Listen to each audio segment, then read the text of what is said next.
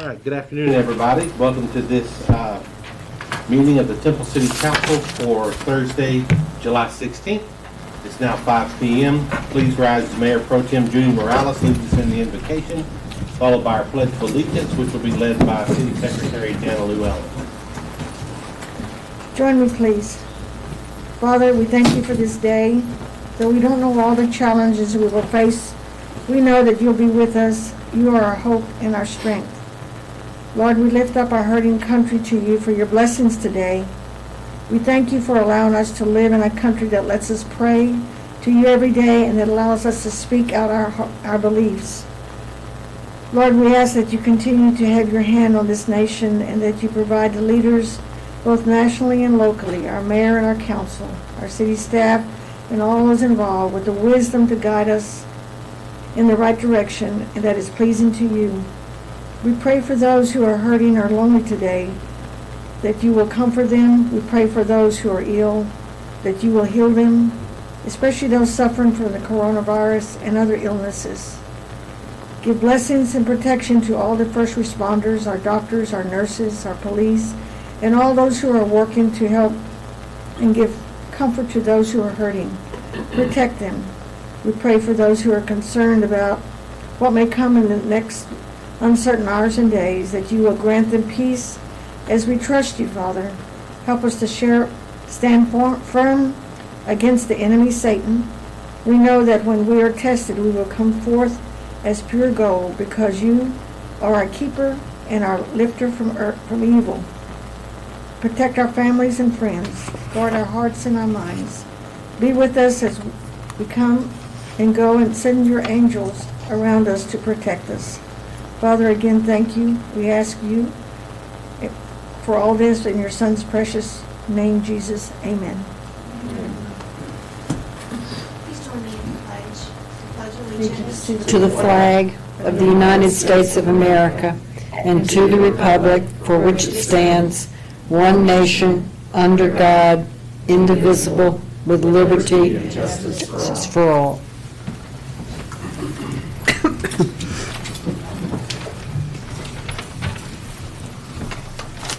Thank you both very much for that. Second item is our budget public hearing. Item number 3 reads as the first public hearing to receive a presentation by the city manager and conduct a public hearing on the proposed 2021 operating budget. Ms. Myers and Ms. Bernard. Thank you, Mayor and Council. Put that in slideshow mode for me.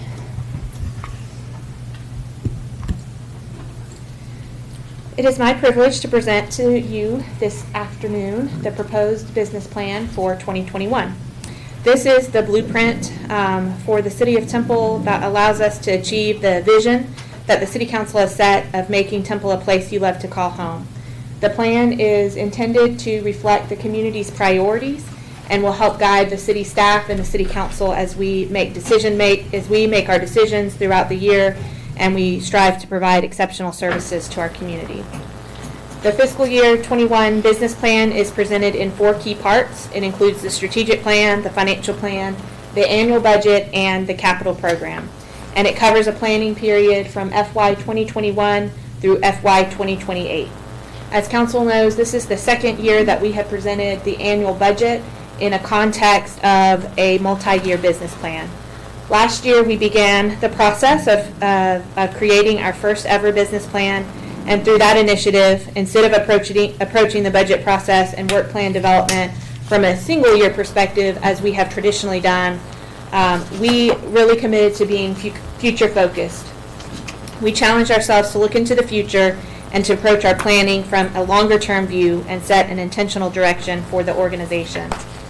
We challenged ourselves to plan for those things that are critical to maintain and enhance the Temple we love, and we challenged ourselves to consider the need for growth, change, and innovation so that the City of Temple will be a city where next generations will also love to call home. 2020 has been an extraordinary year, the likes of which we have never experienced. The COVID-19 pandemic has changed the world's economy, and every one of us has felt the impact and will continue, I believe, to feel it in some way for the foreseeable future.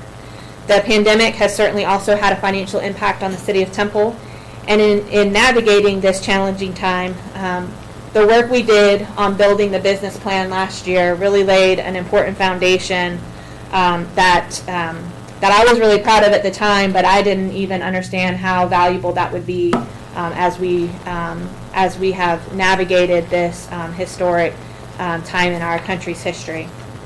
The multi-year planning framework of our business plan does allow us to be flexible and responsive to changing circumstances, and in response to the financial implications of the pandemic, the proposed 2021 business plan shifts many of the plan's service level enhancements and new initiatives that we had originally forecasted in FY 2021 to a future year.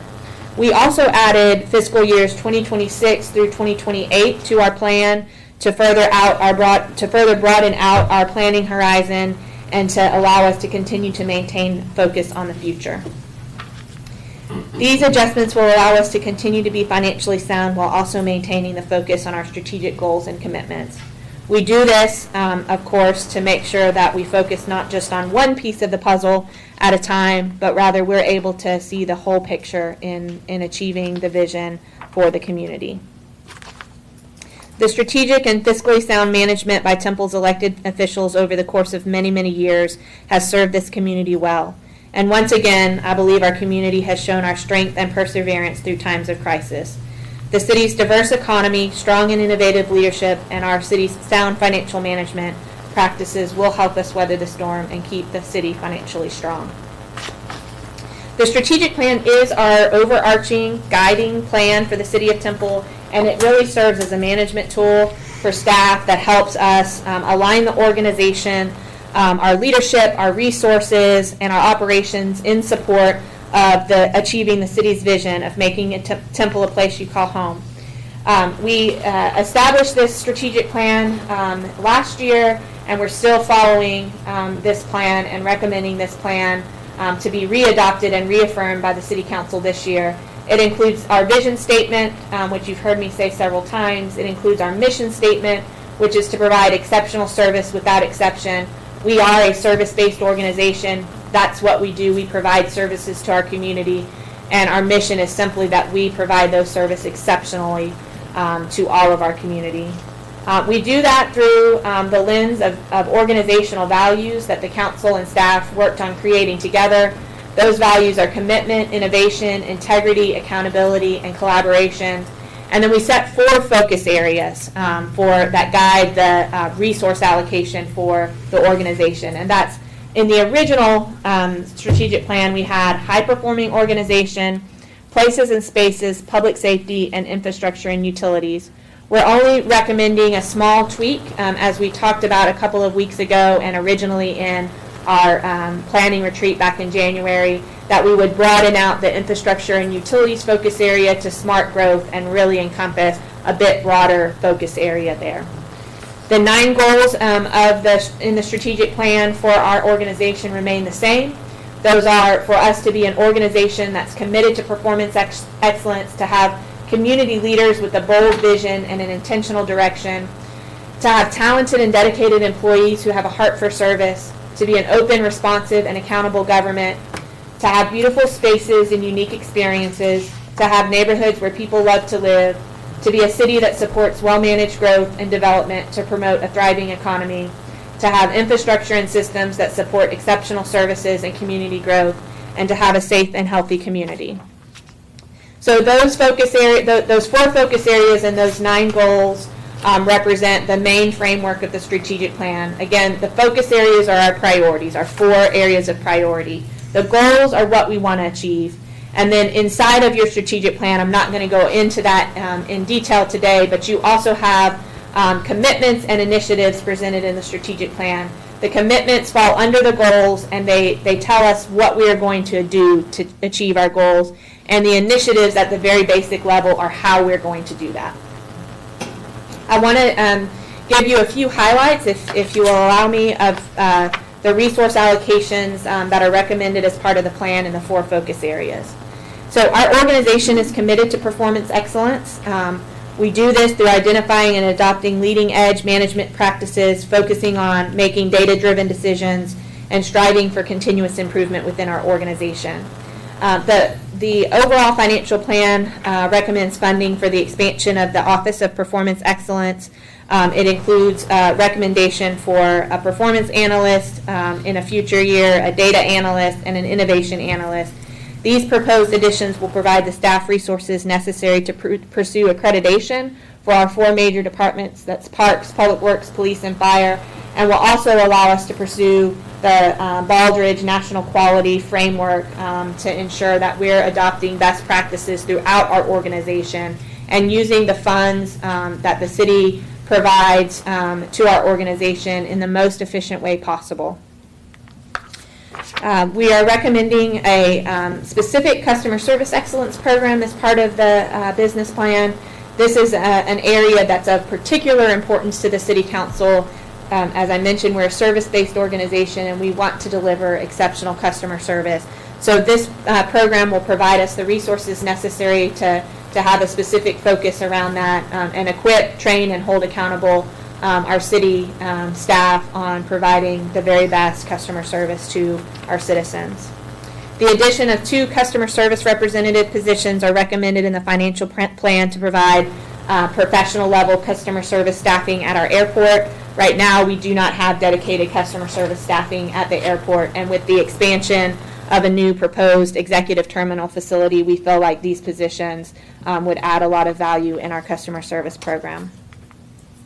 In support of our strategic commitment to optimize the use of data and technology to improve service and to protect our mission-critical infrastructure, the financial plan proposes the implementation of several initiatives relating to technology throughout the course of the plan.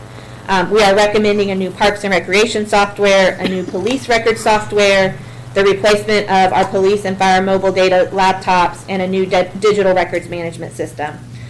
We also are recommending the addition of a senior project manager and a technical trainer to provide the staff resources necessary to implement and maintain these systems. Funding is also included in the proposed plan for a system database administrator position that will be tasked with developing and implementing a comprehensive cybersecurity program for our organization. We also are recommending the replacement of a storage area network, a data center server, a network core, a network edge switch, and a phone switch to keep us current in our technology needs to serve our community. In order to plan for, design, and construct and maintain high-quality facilities that meet the needs for our community now and in the future, the financial plan includes funding for individual facility master plans for each of our city-owned facilities. This would be accomplished over the course of several years, doing a few plans each year, and the financial plan also allocates approximately $1.3 million towards facility improvement and adds an assistant director of purchasing and facility services position, as well as a building improvement team and facility services to help us maintain our facilities. A few highlights of some of the major facility improvements that are included and recommended in the financial plan include a renovation to the first floor of the municipal building, as well as a new recycling center and transfer station facility, and expansion to our current service center facility, and then a new executive airport terminal and aircraft rescue and firefighting facility at our airport.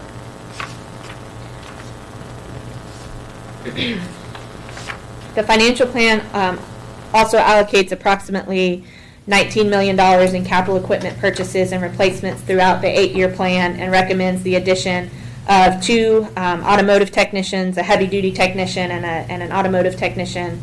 Funding is also included to reclassify an auto shop service rider position to a foreman and add an additional inventory specialist for fleet services. The City of Temple is committed to delivering exceptional services to our community. As I mentioned, providing services is what we do as an organization. We are service-based. With few exceptions, we don't sell anything, we don't produce anything. We exist to provide services to our community.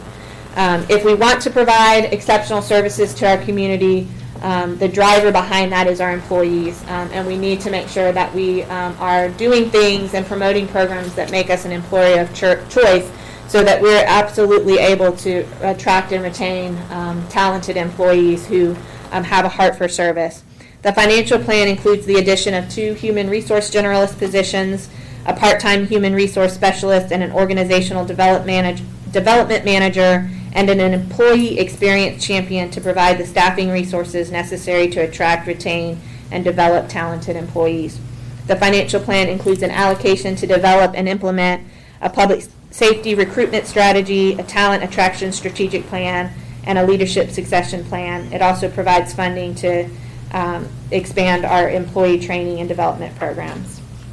Finally, the plan includes an allocation to both conduct and implement compensation studies for our employees, both our public safety employees and our general government employees, to ensure competitive compensation, and continues to recommend the funding of our group health insurance plan, our employee retirement plan, and our employee longevity program. Temple is committed to continuing our history of being a well-run, financially stable city, as evidenced by our strong fund balance, our conservative budgeting practices, and our AA bond rating from Standards & Poor's. The financial plan proposes the addition of an accountant, a senior accountant, and an accounting technician in the finance department to invest in the resources necessary to ensure continued financial excellence. Funding for the expansion of the marketing and communications department is included in the proposed financial plan, which includes a communications specialist, a community engagement specialist, and 2 multimedia specialist positions. These proposed staff additions will provide the resources necessary to implement a citywide marketing, communication, engagement plan. Quality of life, which is the characteristics of our community that make it an attractive place in which to live and raise a family, is an important priority for the City of Temple. Temple is a unique place with amazing arts, culture, dining, and recreation experience and amenities, which add to the city's excellent quality of life. The financial plan proposes several areas of additional funding in our Parks and Recreation Department to both enhance and expand our infrastructure of parks, recreation centers, green spaces, and trails, and to encourage active living and wellness. The plan includes funding for a part-time recreation leader position to help us maximize the efficient use of the new tennis facilities at Crossroads Park, adds a recreation superintendent position, and adds 8 additional maintenance workers over the course of the 8-year plan to help us maintain our park system and support special events in our community. An allocation of $33 million for a potential parks capital improvement program is included in the financial plan. This is proposed as a general obligation bond election. We council will, of course, recall that you originally called this bond election for May of this year. We canceled that due to the pandemic. So we still have this as a placeholder for the future in our financial plan. For planning purposes, we've slated this to potentially occur no earlier than November of 2022. So we will make a decision on the timing of that as we get further into the plan. But the financial plan is still built around the possibility of sending a bond to the voters for approval regarding parks. Oops, going backwards. A library master plan is proposed, as well as the replacement of our library bookmobile. We have a couple of part-time positions at the library that we're recommending to be upgraded to full-time positions over the course of the plan as well. The City of Temple is committed to fostering neighborhoods that are beautiful, safe, and stable, and to connecting our citizens in order to help reinvigorate our communities. As I've mentioned a few times, the City of Temple's vision for our community is that Temple be a place that you love to call home. When we developed this vision statement, we had a lot of conversation around what was the council's vision for the community, and we had a lot of conversation around the fact that we wanted our vision statement to be intentionally short and simple. But we felt like this vision statement, a place you love to call home, was also very powerful and inclusive. In casting this vision, we challenged ourselves to build a community that every person, regardless of income, regardless of race, regardless of ethnicity, regardless of creed, loves to call home. If we are to achieve success in our vision, it is critical that we reaffirm our commitment to advancing equity in the delivery of our services. Successful partnerships within the community help the city's library service delivery and offer us the ability to respond to the needs of our growing community. To help us foster coordination and support from other agencies and organizations, and allows us to improve access to affordable housing and social services, the financial plan recommends that we continue to fund all of our strategic partner agencies, and it includes an allocation of $100,000 per year for community enhancement grants. The financial plan allocates funding for the development of a strategic action plan on homelessness and the implementation of a social navigator program. These programs are intended to improve access to existing programs and resources for our vulnerable population and to help identify solutions to address homelessness, poverty issues, and other high-priority human service needs. The financial plan recommends the continuation of our neighborhood planning program. As council knows, this program focuses initially on 18 of the neighborhoods that form the core of our community. This involves a focus on both the physical infrastructure of our neighborhoods, so streets and water and sewer needs, lighting needs, sidewalks, parks development, but we also focus on the social infrastructure needs of our neighborhoods, so that we're able to help identify and equip neighborhood leaders to provide education and awareness and neighborhood engagement. So the plan, the structure of this initiative, again, it's an aggressive plan. It covers 18 of the our original, most historic neighborhoods that we've identified as the core of our community. Our plan is built around developing specific neighborhood plans for 4 neighborhoods per year. What we really believe is that each of these neighborhoods has different needs, and so one size fits all solution will not work as well as a solution that engages with the neighborhood and plans specifically for what the needs are in that particular neighborhood. So our plan is based around significant community engagement within the neighborhood. We want to plan with and not for our neighbors, and to make sure that our plans reflect the needs of each of the individual neighborhoods. The financial plan continues to leverage our community development block grant funds to assist us with the implementation of our efforts to build strong neighborhoods. So Nancy Glover is actually going to give you a much more detailed presentation here in just a second about our community development program recommendations for the next few years. But these programs include housing improvement program, an affordable rental housing program, our solution-oriented code compliance program, a specific crime prevention program, and our demolition program. The plan also recommends an additional resource coordinator, which will be focused on housing, and a grant coordinator position to help us maximize grant funding opportunities to help support redevelopment in our community. The city's diverse economy generates high-quality, well-paying jobs that strengthen the sales and property tax base and helps us contribute to an exceptional quality of life. In order to continue to facilitate high-quality, safe, and strategic community growth, the financial plan recommends the addition of a planning manager, a planner, a permit technician, and 2 combination building inspector positions over the course of the 8-year plan, as well as a plan reviewer in the fire department. We're also recommending that we continue to fund our strategic investment zone grant program throughout the course of the 8-year plan. A specific position that I want to highlight in the Planning and Development Department that's recommended as part of the plan is the addition of a business navigator position. This position is intended to help small or mid-sized businesses or startup businesses navigate our development process and make sure that Temple remains open for business and can help our smaller businesses achieve success in opening in Temple. As council knows, extensive planning processes are underway to ensure that the success that we've had in the past is carried forward in the future. And part of that process involves updating our comprehensive plan. The updated comprehensive plan will lay the groundwork for the future development of our community. This plan is underway right now. It will be coming to the City Council in just a few months for consideration of adoption. A senior planner position is recommended in the Planning and Development Department to help assist in implementing this plan. As council knows, I do not like to do planning for the sake of planning. I like to make sure that when we have a plan, it's something that gets implemented. And so this position will help be the champion of that plan and help us make sure that we get this comprehensive plan implemented.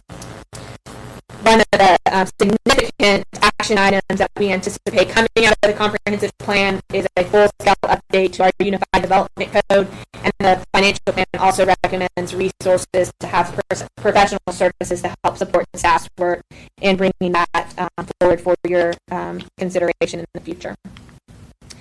If we want to continue to meet the needs of our current citizens and also be able to meet the needs of our projected growth and development within the community, it is absolutely critical that we continue to focus on investing in expanding our tax base. For many years, the city has committed and partnered with the Temple EDC for investment attraction marketing and incentive negotiation services, and the annual budget as well as the financial plan continues that commitment. The city also continues to implement the largest capital improvement program in the history of the community. We currently have, as of the end of the last reporting quarter, we have over $266 million in capital improvement projects underway right now. These include projects in our reinvestment zone. They include mobility projects, utility projects, parks projects, drainage projects, facility projects, and major equipment purchases. Over the course of the 8-year plan, an additional almost $560 million in capital programming is recommended throughout the course of the plan. This continues to invest in our utilities and our mobility infrastructure. We have additional projects planned through the reinvestment zone in our parks, as well as drainage, facility, public safety, and equipment needs.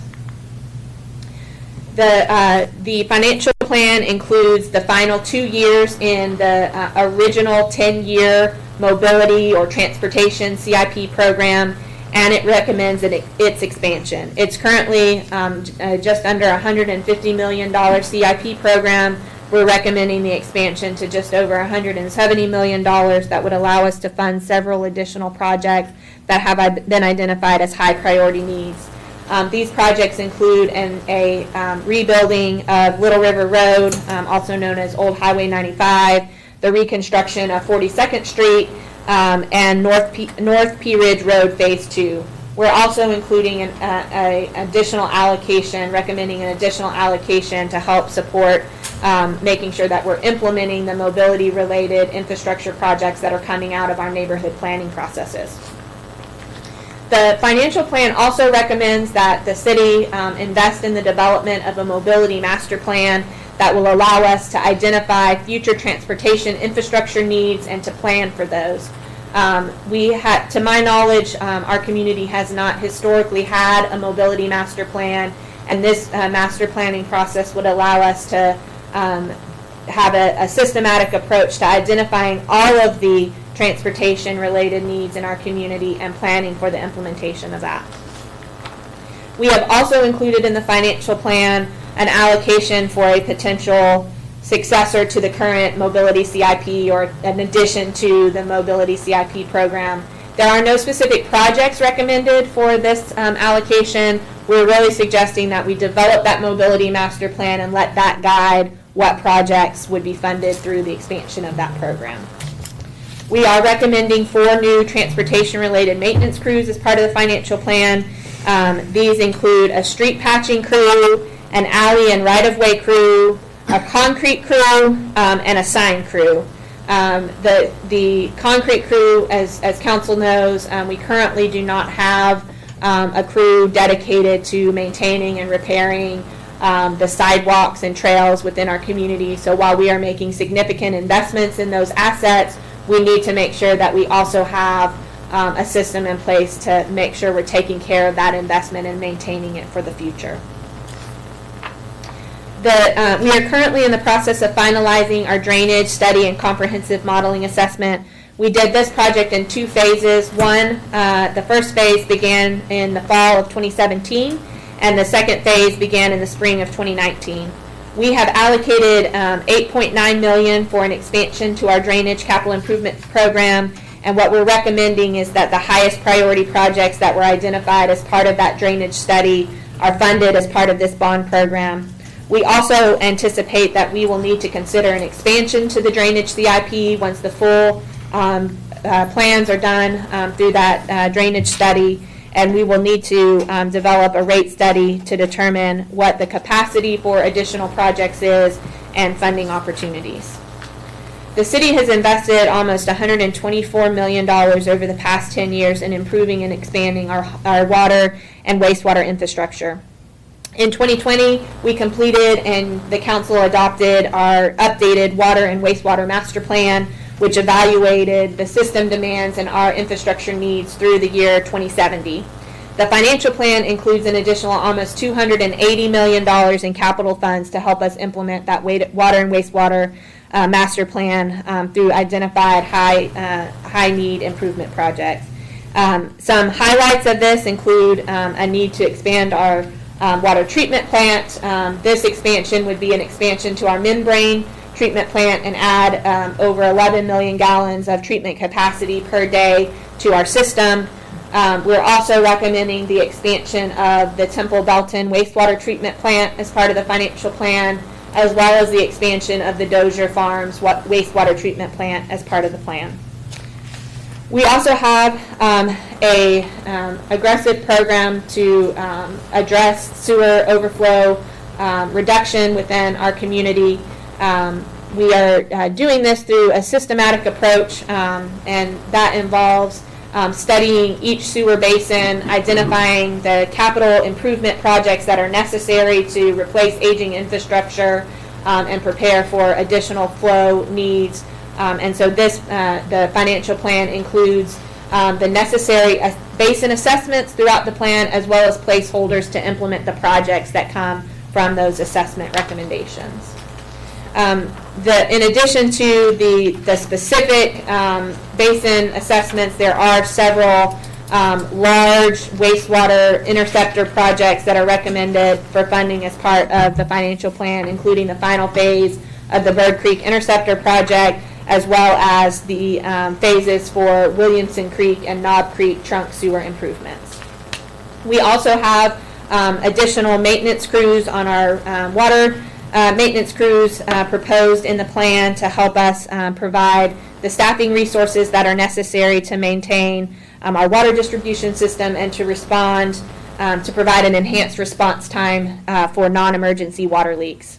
We're also recommending a utility manager, a meter technician position, and 2 environmental program technicians in our Public Works Department to help us continue to provide high-quality water and wastewater services to our community. Funding for additional solid waste and recycling routes is also proposed as part of the financial plan. These route additions are intended to maintain our service levels as our community grows. In 2021, we are recommending the addition of 2 solid waste routes, a residential route as well as a roll-off route.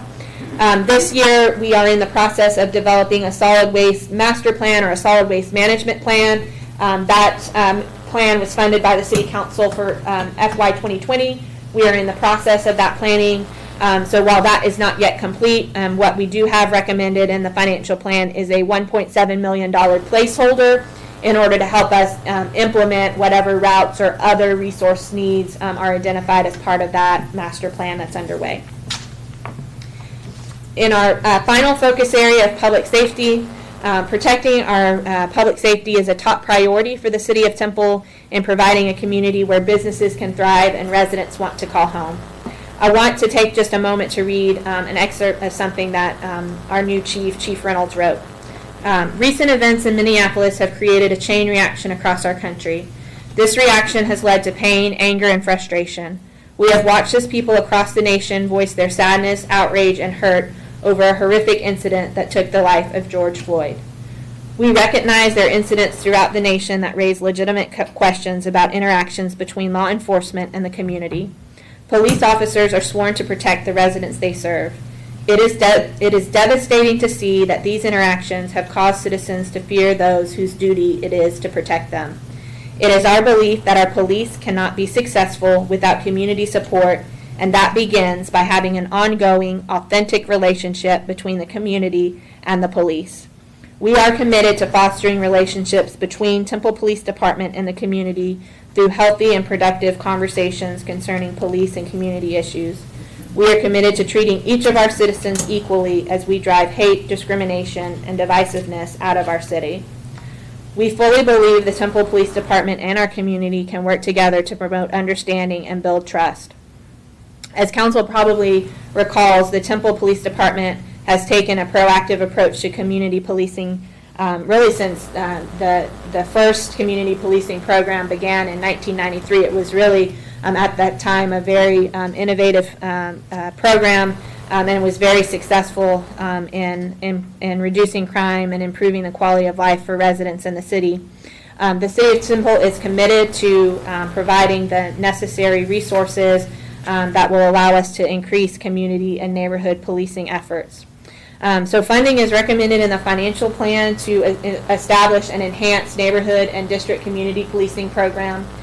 We actually have been awarded a grant to accelerate the implementation of this program. We will be able to add 3 additional officers through that grant to our neighborhood and district community policing program this year, and then throughout the course of the business plan, an entire additional community-oriented policing unit is recommended to be funded. These positions will help us to provide enhanced police presence and relationships within our neighborhoods and our downtown district as well.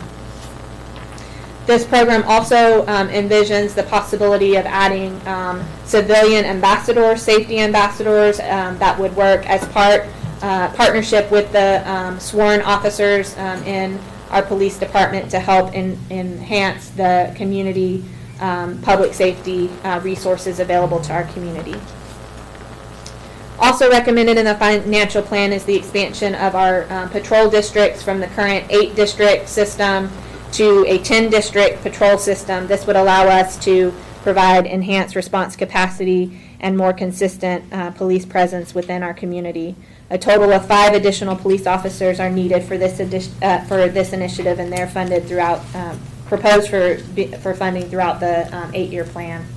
We're also recommending the final staffing phase of our violent crime enforcement squad. This squad has been implemented through the course of several phases of staffing that have been approved by the City Council over the last several years, and the financial plan recommends the final stage that would bring that staffing unit to completion. We're also recommending a second property crimes investigation squad be added to our police department to help us respond to increasing caseload based on the growth of our community. We're also recommending 1 additional detective position to be added to the violent crimes investigation squad. We have a few civilian-related positions that are recommended to help us continue to maintain service levels as our community grows. We're recommending 2 civilian community service record technician positions in the police department. Also recommended for funding is an additional police officer that will be a school resource officer for the new Lake Belton High School, which is in the city's limits. An allocation of approximately $22 million for a public safety capital improvement program is included as a recommendation in the financial plan. This is proposed as a certificate of obligation bond program, and it is recommended that this bond fund the expansion of our public safety training center, a new shooting range, the expansion and update of our animal shelter and pet adoption center, and improvements to fire stations, as well as investments in equipment. We are recommending in the fire department, you see a note from myself, sorry about that. I do know which 2 stations, in case you want to ask me. We are recommending an additional 2 fire squad vehicles to be added to our fire department. You see the vehicle on the left is a fire engine. That is the typical response apparatus that you would find at most fire stations, and that apparatus would be staffed by typically 3 firefighter positions. So you'd have a captain, a driver, and a firefighter assigned to that fire engine. What we're recommending is for 2 additional stations. We have staffed squad unit at 1 station already, full-time staffed at 1 station, and we have a second squad that's staffed when staffing's available at a second station. So this would add 2 additional squad units to help us provide additional response capacity. So when the main response apparatus is responding to a call, you would have another company that would be able to respond, especially to our emergency medical calls, and that would be proposed to be staffed by 2 positions. And that would be at the southernmost station, which is on Waters Dairy, and then one of our western stations. So either, most likely Station 7, which is on West Adams. We're also recommending in the financial plan that our community be broken into 2 fire response districts. Currently, we have 1 battalion chief who supervises all 8 stations that respond to fire calls within our community. As our community grows, we really feel the need to reduce that span of control and break up our community into 2 fire response districts, which would add battalion chief to respond to the west side. The stations cover the stations on the west side of I-35, and then the battalion chief that would be responsible for supervising the stations on the east side of I-35.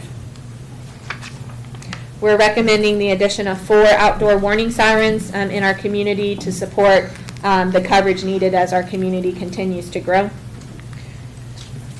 We're also recommending the replacement of a ladder truck, as well as 3 fire engines, a fire rescue vehicle, 2 fire squad vehicles, as well as the replacement of our aircraft rescue and firefighting truck throughout the course of the 8-year plan. We also are recommending the replacement of 10 cardiac monitors, again, throughout the course of the plan. 2 additional animal shelter technicians are recommended to support services at our animal shelter and pet adoption center, as well as an additional animal services field officer position to help support our community as we continue to grow and to provide those necessary services. Finally, last topic that I wanted to cover this evening specifically is the additional code compliance resources. The city several years ago implemented a really innovative solution-based code compliance program, and we have seen success with that, but we really need additional resources dedicated to that area to continue to have the type of impact that's necessary to help support revitalization of our neighborhoods. So funding for an additional code compliance manager is recommended as part of the financial plan, as well as additional resources to support that program. All together, the proposed FY 2021, specifically the annual budget, is just under $170 million as it's presented to you. This includes all funds, and it is a decrease from the prior year budget. This budget is supported by a property tax rate of 67.27 cents per $100 valuation and reflects no increase. So there is no fee increases are proposed in FY 2021. As a reminder for our budget calendar, we began this process in earnest with the council retreat back in January. Here we are today, July 16th, having our first public hearing on the city's budget. Today, you also have an action item on your agenda to set the public hearings for the tax rate. We are recommending those hearings to be August 6th, which is your next regular city council meeting, as well as August 13th, which is a special meeting date. The tax rate that you have before you is based on the preliminary tax roll. A very important date for us is July 25th, when we will receive the certified tax roll, and adjustments can be made from there. Essentially, that is my presentation, Mayor and Council, and I will be more than happy to answer any questions that you have. Before, though, I take questions, I do want to use this opportunity, if you'll let me, to thank a few people specifically. This is, as you know, a very large endeavor each year, and it's a very critical and important process for our organization. It really sets the priorities of what we're going to work on as an organization going forward, because what you fund, what you resource is what gets done. So I want to extend a special word of appreciation to a few key people on our finance team. I know that the entire finance department plays a role in the development of the budget, but there's a few people of particular note, and I want to thank Tracy, who provides exceptional leadership and is just an amazing support to her people and to me. I want to mention Jennifer Emerson specifically. She is the budget director, and she does the heavy lifting as we get ready to present this to you. Melissa Pravilsky is our assistant finance director, and her support and engagement in this process is so very important. Sherry Pogar is our capital, I always say I don't even know what her title is, but I call her the capital queen. She really supports all of our capital programming from the financial side. And then outside of the finance team, but a couple of other people I just want to thank really quickly are Stacy Hawkins, who is our who really helps me make sure that we're staying on track with our strategic plan and meeting the commitment that I made to you as we adopted this last year, that we were going to implement this, track it, and report back to you and the community on our progress. She and her team are important to me in that, and being able to maintain that commitment to you. And then Heather Bates makes everything look amazing. So she and her team help me with the presentation material so that we're able to clearly communicate to you and citizens on that. So with that, I really will stop and be happy to answer any questions. Thank you, Ms. Myers. I think everybody on council obviously acknowledges the work from the whole team that goes into this. So we appreciate that, the level of work and commitment that staff has shown to this year in and year out. Council, any thoughts or questions on Ms. Myers' presentation? Well done. Yep, terrific. Looking forward to it. Let's go. So on your agenda tonight, you do have a public hearing on the proposed budget, and then you will have the action item to set the tax rate public hearings. Yes. Thank you. You bet. Thank you. Okay, with that, I will open the public hearing. Anyone wishing to speak on this item may do so. Please step to the podium and state your name and address for the record. And if you're on the virtual platform, please use the raise your hand capability within that program, and we would love to hear your comments. Anybody? No one on the virtual platform? Anyone in the audience? Hold on, we do have one that just popped in. Deborah? Yes, Oh, okay. We can hear you. You can go ahead. I agree with a lot of the improvements for Temple, and I'm very excited for seeing what's going to happen here from here on out. And I do appreciate that y'all are taking the time to enhance our firefighters and our police department, because we desperately need them, and that you're including civilians in with your program. And I do appreciate the fact that you're willing to open up the parks and get the sidewalks taken care of, because they do need to be taken care of. And also, my question, though, however, is there a proposal in there somewhere to take care of Keegley Road from, I think it's where Valero all the way up to Adams, because that is very dangerous. It's up and down, and your car bounces left and right. Even if you're going the speed limit, sometimes you bounce into the other lane, and I'm very concerned about that. And sometimes you bounce toward the ditch, and I'm concerned because I'm wondering whether someone's going to get in a wreck head on or get thrown into the ditch from that road. It is very bad. So are there any plans of fixing that road and not just patching it anymore? It's been patched to death. It's actually sinking now. Yes, ma'am. Kegley Road is funded for construction. So we have completed the first phase of construction, which was a relatively short phase. We accelerated that because there was a safety issue at the intersection. We are finalizing right-of-way acquisition on the remaining project phases. Phase 2 is already, am I not making, okay, I'll just go up here real quick. Sorry.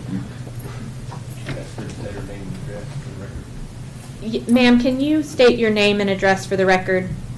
Oh, I apologize. It's Deborah LaRive. I live at 3009 Ira Young Drive in Temple, Texas, 76504. Thank you. So I'll start over just to make sure everybody can hear me. Yes, ma'am. The reconstruction of Kegley Road is included in the financial plan.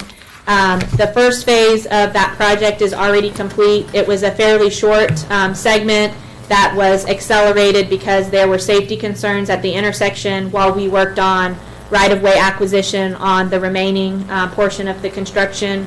We are nearing finalization of having all of the necessary right-of-way acquired for that project. Phase 2 of the project, which would start where the first phase left off and go to the bridge that's past Sunflower Lane, I believe, is already funded. It's in our current budget, so we're just waiting for right-of-way finalization and any necessary private utility relocations, which there is a private utility relocation, at least one that's necessary. Once that's done, the construction on that phase will start. The fiscal year 2020, the 2021 business plan includes funding for phases 3 and 4, which would complete the construction of that project. And the capital plan recommends funding for both those phases in 2021. So the entire project should be started within the next, I would say, year. So when is your time frame on beginning phase 2? As soon as the private utilities have been relocated. We do not have complete control over that time frame. We have to wait until any private utilities that are in the right-of-way relocate, and I believe we're still waiting on Atmos. We're still waiting on Atmos, and then once that's completed, we will be able to begin construction. The design is done and the right-of-way has been acquired for that phase. Well, thank you for including Kegley in your plans. I appreciate that. Yes, ma'am, thank you. Thank you, ma'am. Hello. Hello. My name is Karen Probilski. I live at 1411 Westwood Hills Boulevard, Temple, 76502, District 4. Hi. Appreciate everything everybody's done. I only have a comment I want to make, and just to point out what to some of us is obvious, but maybe not to everybody. The tax rate is not changing, but the tax revenue is. And as that works with the appraisal district, and when you get the certified roll-in, it's going to come in, well, we don't know how much higher because we don't know how much, there was a record number of protests. So I don't know what they've got coming down on that. But if you get $8 million more at the same rate, you've got a lot more revenue without taxing us higher. But in this pandemic, with our businesses suffering, should we not cut them a break? That's all I want to say. Just as a point of detail, you're correct. The rate is staying the same, but based upon the estimated certified roll, there will be about an additional $3 million raised. $2 million of that will be due to the increased appraisal amounts, and about $1 million of that will be due to new properties coming online throughout the year. So $3 million is that increase. Mayor, if I may just also add that the current proposed tax rate is based on conservative estimates from the preliminary tax roll. When we receive the certified tax roll, which we expect to receive on or before July 25th, if that tax roll is different, there's the ability for the council to bring that tax rate down. So so we are waiting for that certified tax roll to be able to propose to you the tax rate, but it would be no higher than the current tax rate. Just want to provide that clarification. And as stated earlier, that certified roll is due July 25th. Oh, 25th. Anyone else? Anyone else on the platform? Okay. Then, based on that, I'll now bring this public hearing to a close. Thank you for your comments tonight, and we'll move on to item number 4. Item number 4 is to discuss the proposed tax rate. Item 4A is to consider adopting a resolution scheduling the public hearing on the proposed tax rate for 5 p.m. on August 6th, 2020. And item 4B is to consider adopting a resolution scheduling the adoption of the proposed tax rate for 8:30 a.m. on August 13th, 2020, which will be a special called council meeting. Mayor, really the presentation that I did on the proposed budget incorporated our staff presentation on the proposed property tax rate. Again, this rate is based on the preliminary roll. Once we receive the certified roll, we can make adjustments. Thank you. So as Ms. Myers always tells us that the month of June, the staff owns the budget, and the month of July, the council owns the budget, or the citizens own the budget. So the month of July is the appropriate time to contact your council members, to get any questions answered that you would like regarding this budget. And then as we get the certified roll and make adjustments to that, we'll take into account any comments that any citizens may have. So, council, are we okay? Can we move on? You do need to take a vote on those items. Okay. Adopt. Very good. So if there are no questions, then I'll entertain a motion on item number 3 first and only by itself. Okay. 4A and B. We'll I'll entertain a motion on item number 4A and 4B. Mr. Mayor, I move that we schedule the public hearing for the proposed tax rate for 5 p.m. on August 6, 2020. And we also schedule the adoption of the proposed tax rate for 8:30 a.m. on August 13th, 2020 at a special city council meeting. Second. Good. We have a motion by Councilmember Williams. We have a second by Councilmember Morales. Madam Secretary. Councilmember Long? I vote aye, and I think it's worthy of repeating at this point that no rate or fee increases are proposed at this point. Councilmember Walker? Aye. Councilmember Williams? Aye. Mayor Pro Tem Morales? Aye. Mayor Davis? Aye. Moving on to item number 5. It's the first reading of the public hearing to conduct a public hearing for the proposed Community Development Block Grant 2020 through 24. Consolidated Plan, Analysis of Impediments to Fair Housing, 2020 through 24, Citizens Participation Plan, and the 2020 Annual Action Plan, including funding recommendations. Ms. Glover.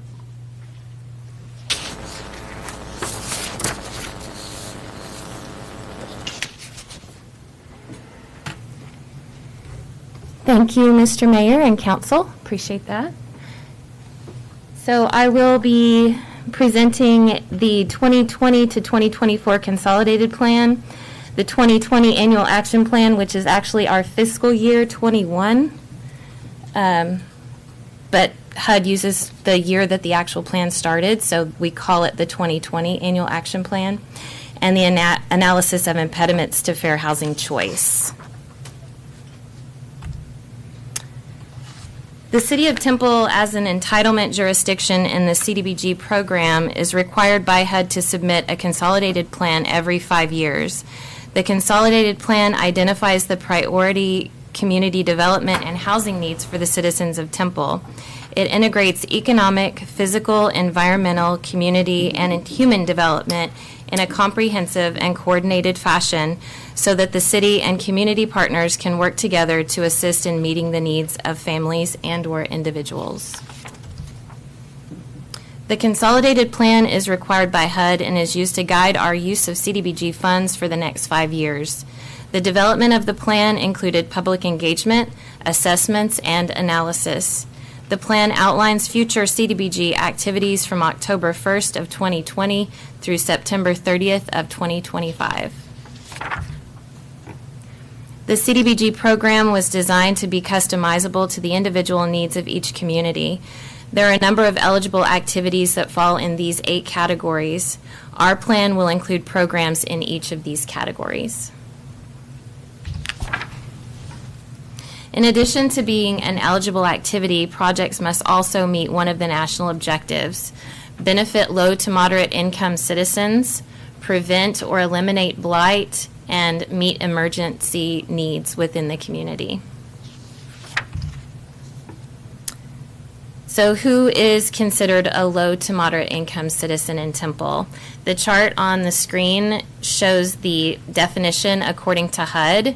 And as you can see, a one-person household the maximum income is $35,800, 2 people $40,900, 3 people $46,000, and so on.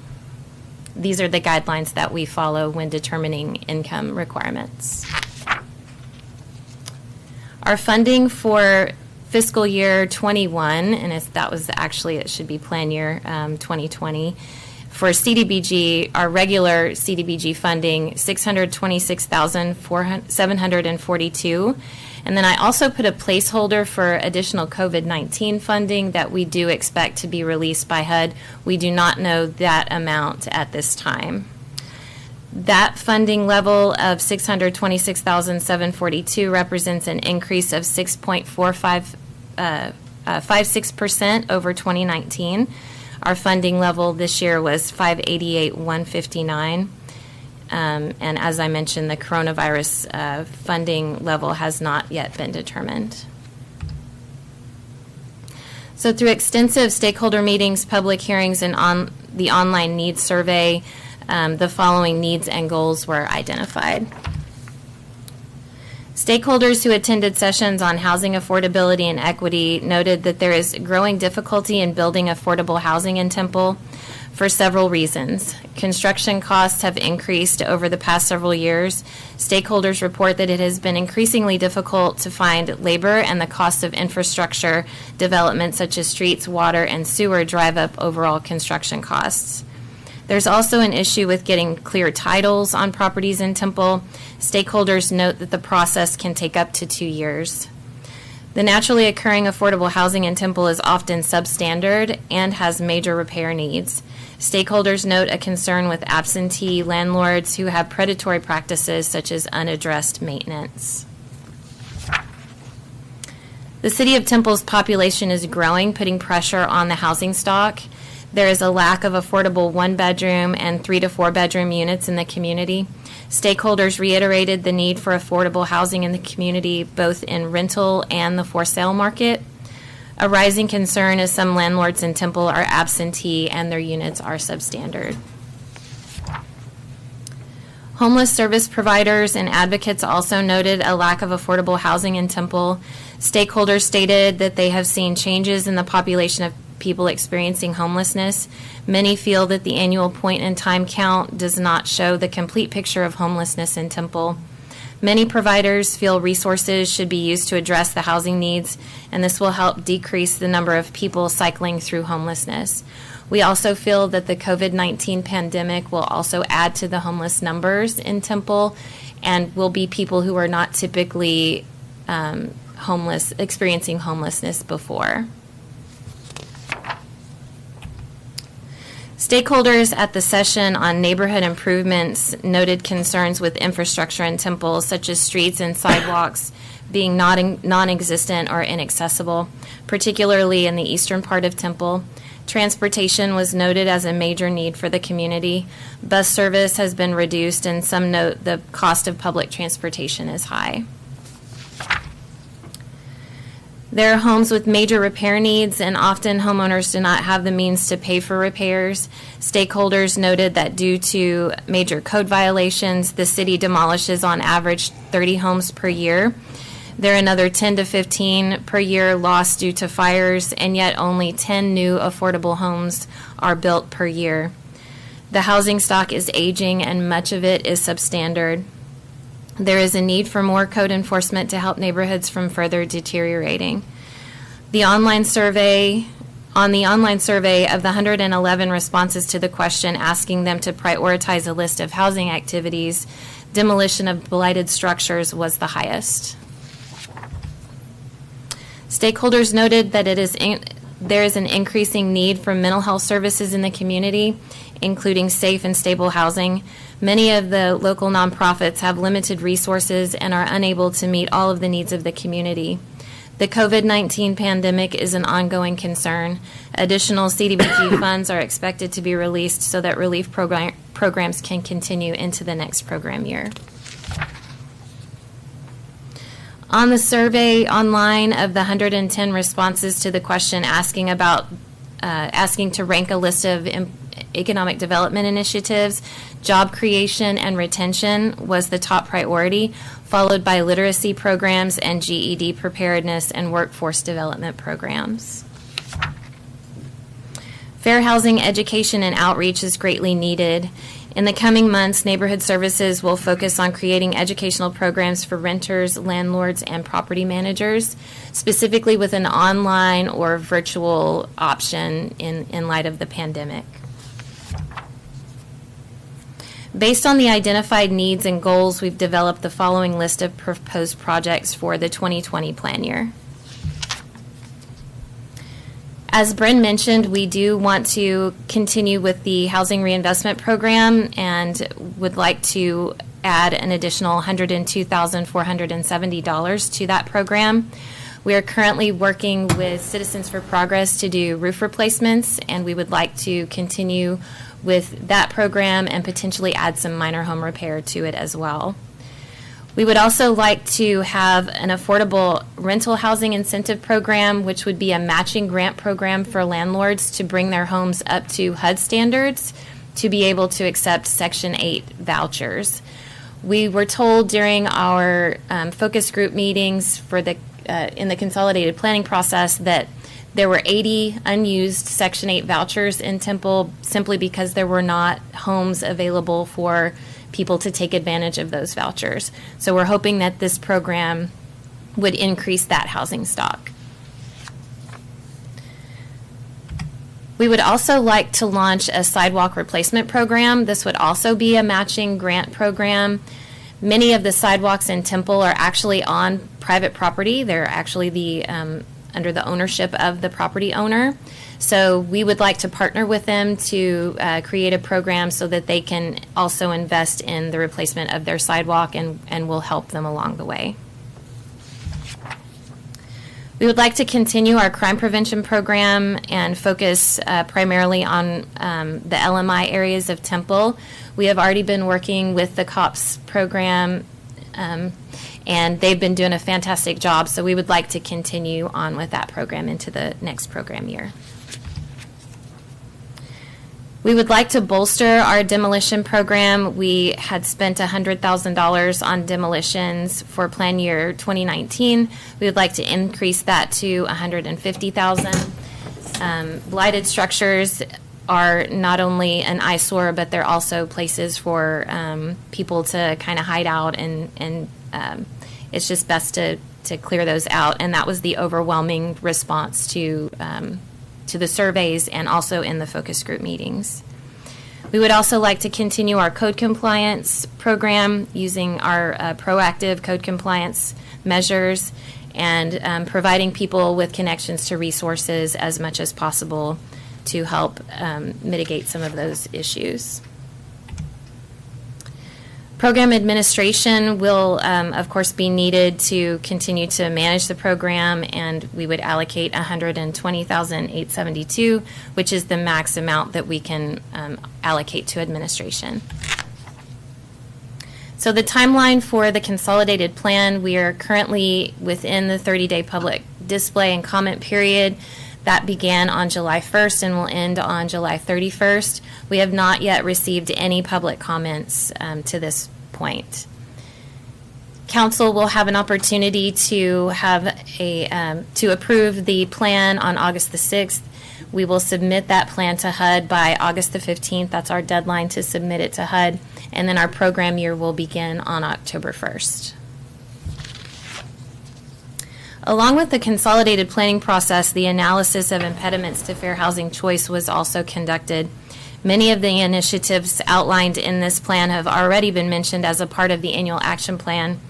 Those that have not already been mentioned will be addressed in tandem with the annual action plan, either through partnerships or other means. The analysis of impediments of fair housing choice is basically an analysis of fair housing data that's gathered from different sources within the area, an assessment of fair housing issues, any complaints that have come through, and identification of impediments just by analysis of our assets, and then development of an action plan. As a recipient of CDBG funds, the city is legally obligated to affirmatively further fair housing. We must work to stop housing discrimination, and we must also work to desegregate and integrate any racially concentrated areas of poverty. Completing the analysis of impediments to fair housing is required to meet this obligation. From 2010 to 2017, racial diversity has increased in Temple. Looking at the map on the screen, the darker shaded areas represent a higher percentage of non-white and/or Hispanic populations. The yellow outline represents an area of racially or ethnically concentrated areas of poverty. 4 out of Temple's 18 census tracts meet the criteria of a racially or ethnically concentrated area of poverty. The purple area on the map identifies those census tracts. These areas have non-white population of at least 50% and a poverty rate that exceeds 40%. This indicator helps us identify concentrations of poverty among racial and ethnic minorities. This map illustrates the levels of poverty in Temple. Again, the darker shaded areas represent higher percentages of poverty.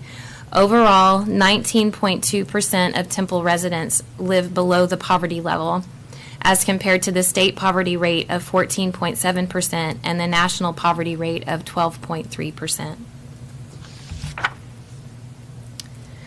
The first impediment that was identified that is lending to all of these issues was a lack of transportation and transportation infrastructure.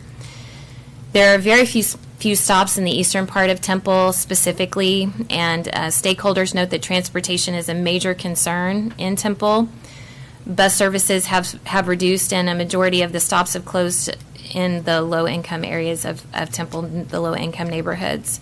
The proposed solution is to expand transportation to include additional stops and additional service hours that will allow for people to have, who work in different shifts in the industrial park, for instance, to have that transportation home. The next impediment that was identified is restrictive city zoning codes. A lot of these are being addressed through the neighborhood planning process that Bren mentioned earlier. But basically zoning regulations restricting small lot sizes or multifamily development across the community create barriers to protected classes and the ability to choose a home in a different area of town. The proposed solution is to amend and adopt city zoning codes that incorporate higher densities in zoning districts where multifamily housing could be developed, and to amend our zoning code so that it is consistent with the Federal Fair Housing Act regarding group homes. Our next impediment is inadequate number of affordable housing units. This has come up a number of times through the annual action plan discussion and consolidated plan discussion.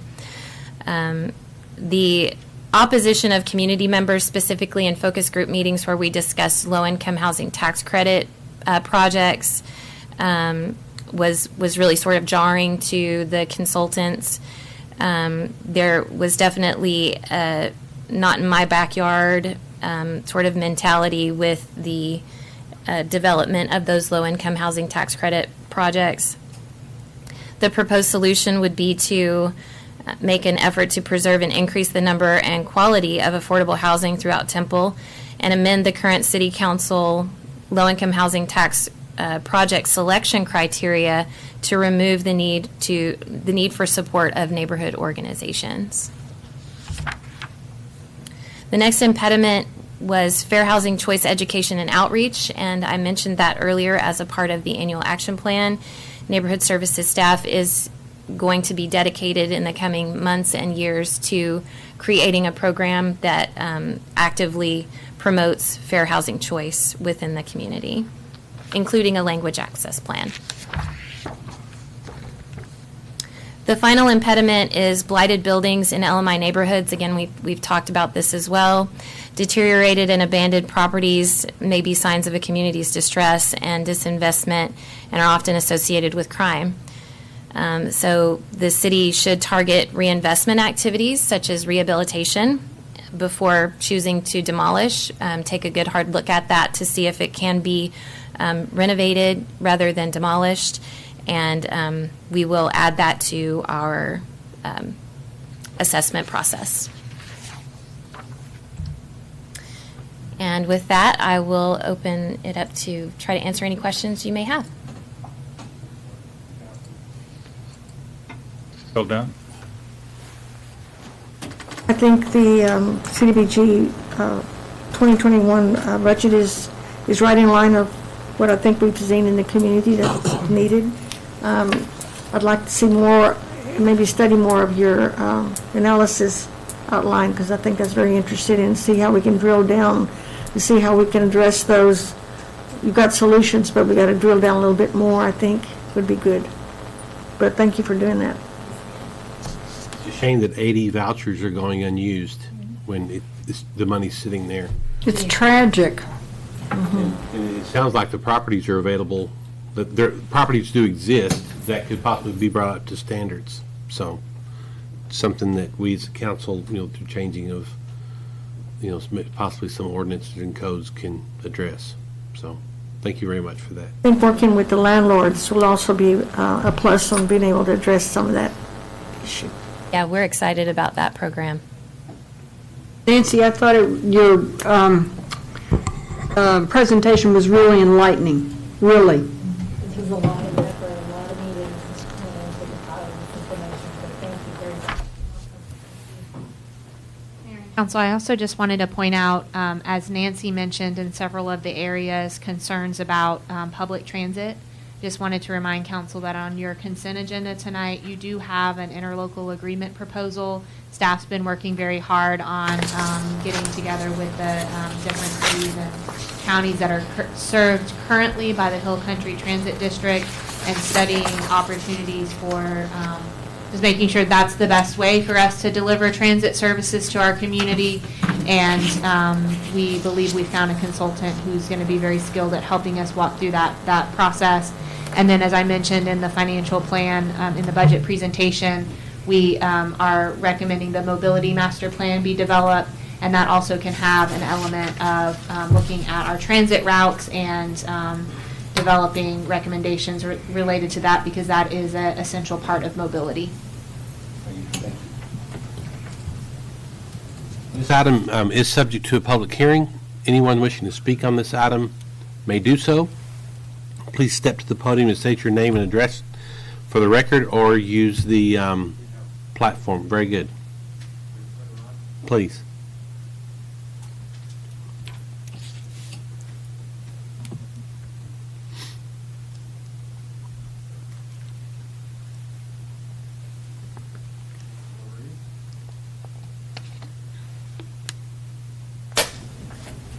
Hi, can you hear me? Yeah.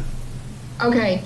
Deborah LaRive, 3009 Ira Young Drive, Temple, Texas, 76504. You had mentioned something about public transit. Right now we have the HOP that services Killeen, Belton, and Temple.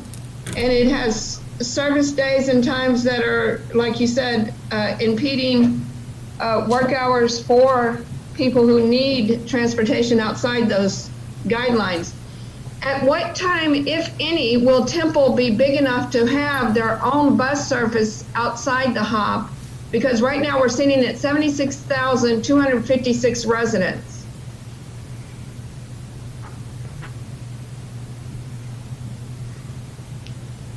Mayor and Council, again, I would just reiterate that on the consent agenda tonight, you have a proposal for us to enter into an interlocal agreement to study transit delivery service options for our community, as well as the rest of the transit, the service area that's currently served by the Hill Country Transit District, or also known as the HOP. So that study will help answer those types of questions, whether staying together in a group with the Hill Country Transit District or providing some different service delivery method is the best option for our community. Ms. LaRive, are you able to hear Ms. Meyer's comments? Yes, sir, I am. And thank you very much for taking that into consideration. And I pray that it'll come soon. Thank you. You know the timeline for the study? Yes, ma'am. We are, it is what you have on your agenda tonight is an interlocal agreement that would be a partnership between the city of Temple as well as the other cities that are served by the HOP. That would be the city of Colleen, Belton, Harker Heights, and Coppers Cove, as well as the 9 counties that are part of the service district. So Bell County is the only urban county, and then you have 8 rural counties. We are asking all of those different entities to consider participating in the interlocal agreement. We have given a deadline of July 31st for responses back to that. The city of Temple initiated this study, so we volunteered to serve as the lead agency. So the city of Temple will be contracting with the consultant to provide the services. The total time estimate is 4 months. So if we get started in August, it would be completed 4 months. It involves public engagement, so we will be visiting with residents and other stakeholders, as well as conducting a peer review, case studies to benchmark best practices, and then ultimately the consultant will be developing recommendations for the governance and transit delivery. So again, how best we deliver our transit services, whether it's best for us to stay a part of the Hill Country Transit District. If so, what changes are recommended to make that the most effective, or if not, what the other options are for that delivery. So it's a 4-month process. Great, thank you. Glover? Through your work to develop the Community Development Block Grant Consolidated Plan, were y'all able to get a good feeling as to how much the reduced routes from the HOP actually have impacted some people in those lower income areas around town? Did people lose jobs over that and have to change hours, or? Yeah, it really limits their options. There are a lot of second shift and third shift jobs available in the industrial park that they're just not able to take advantage of just because they can't get there. So they're left with the lower paying jobs, and that was something that the consultants really stressed to us, that affordable housing and employment that someone having a really good paying job, they kind of go hand in hand. Some of the statistics that we saw in the analysis of impediments to fair housing, where a person making minimum wage has to literally work 140 hours a week in order to not be housing cost burdened. Whereas if they're making $16 an hour, working a 40-hour-a-week job, they're not experiencing housing cost burden. So it's just having that access to better paying jobs, and they're out there, they just can't get there because there's no transportation. Jobs are out there.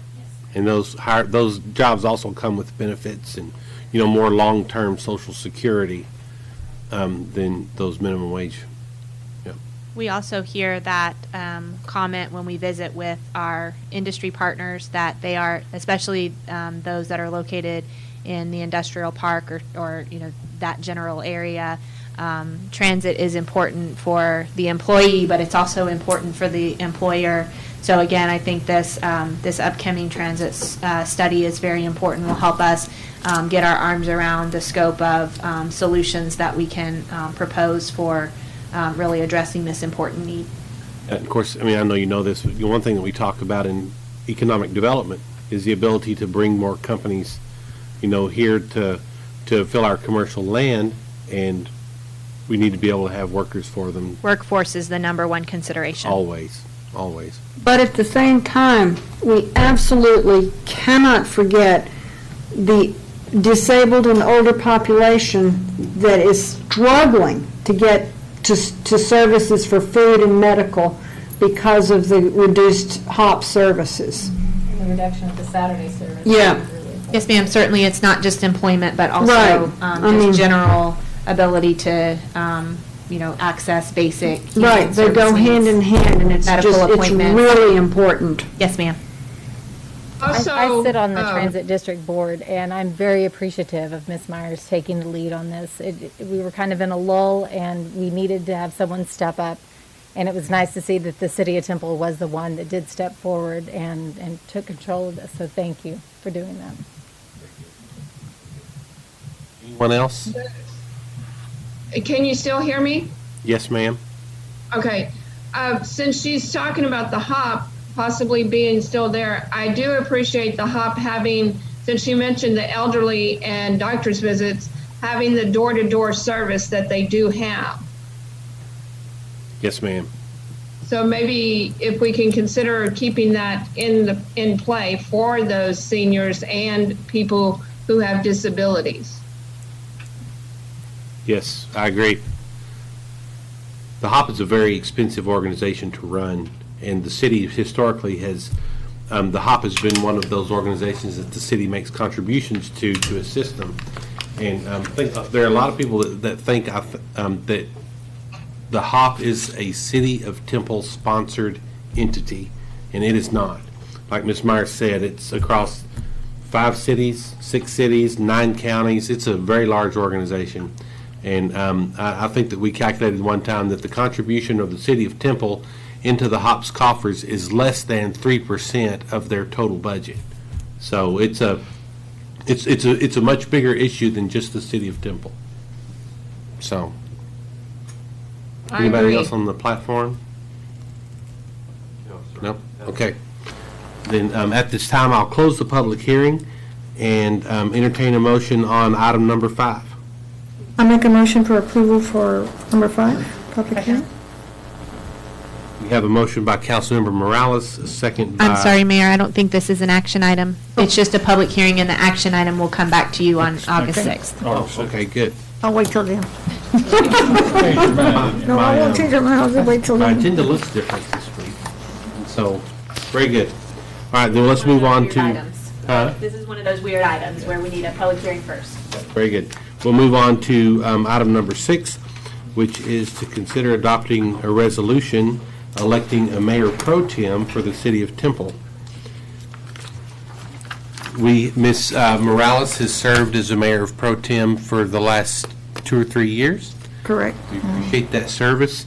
I have spoken with Ms. Morales, and she's willing to continue serving in that capacity, and surprisingly, the council members are willing to let you continue to serve in that capacity.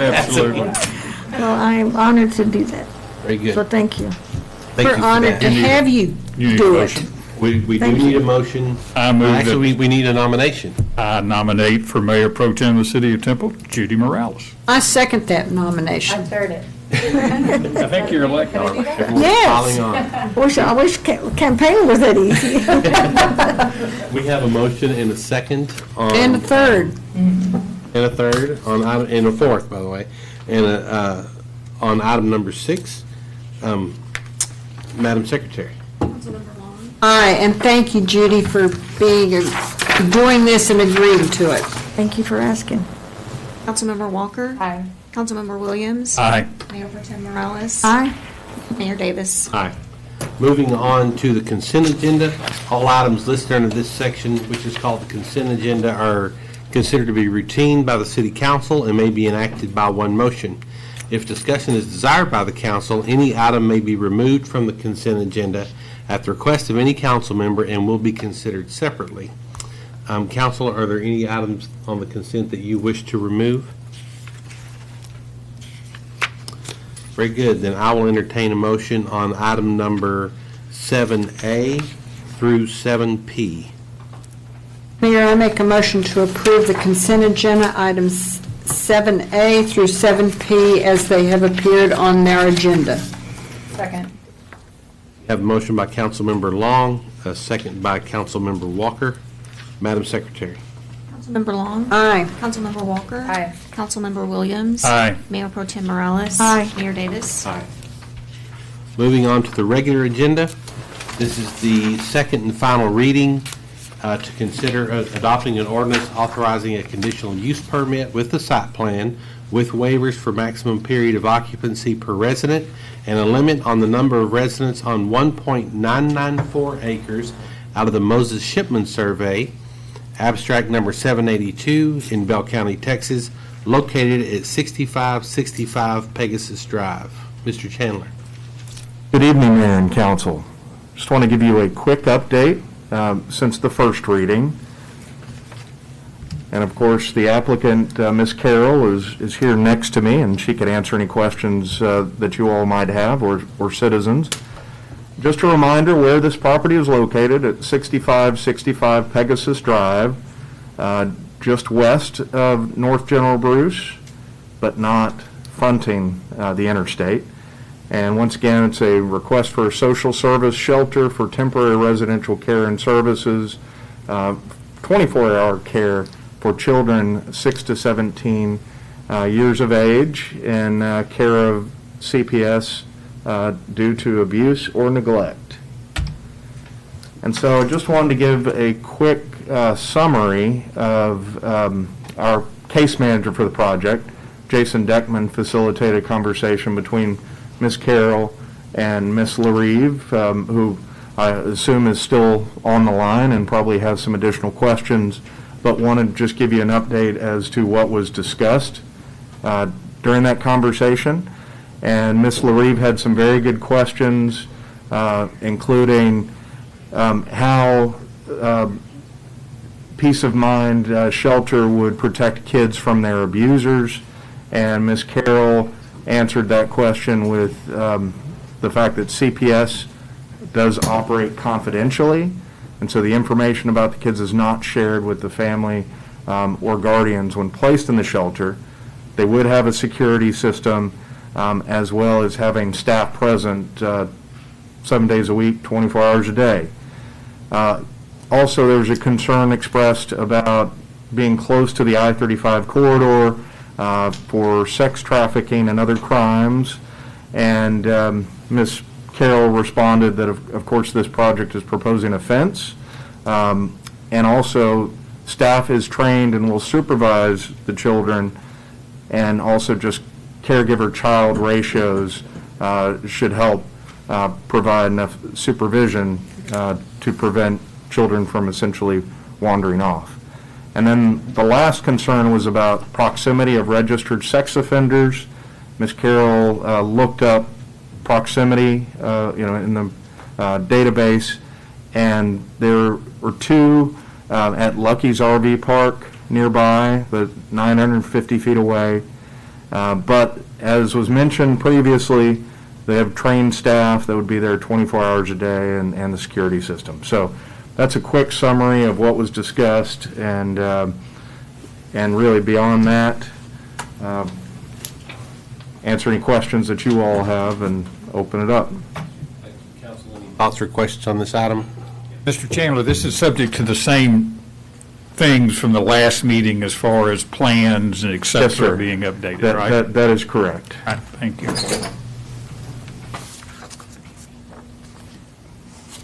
Anything else?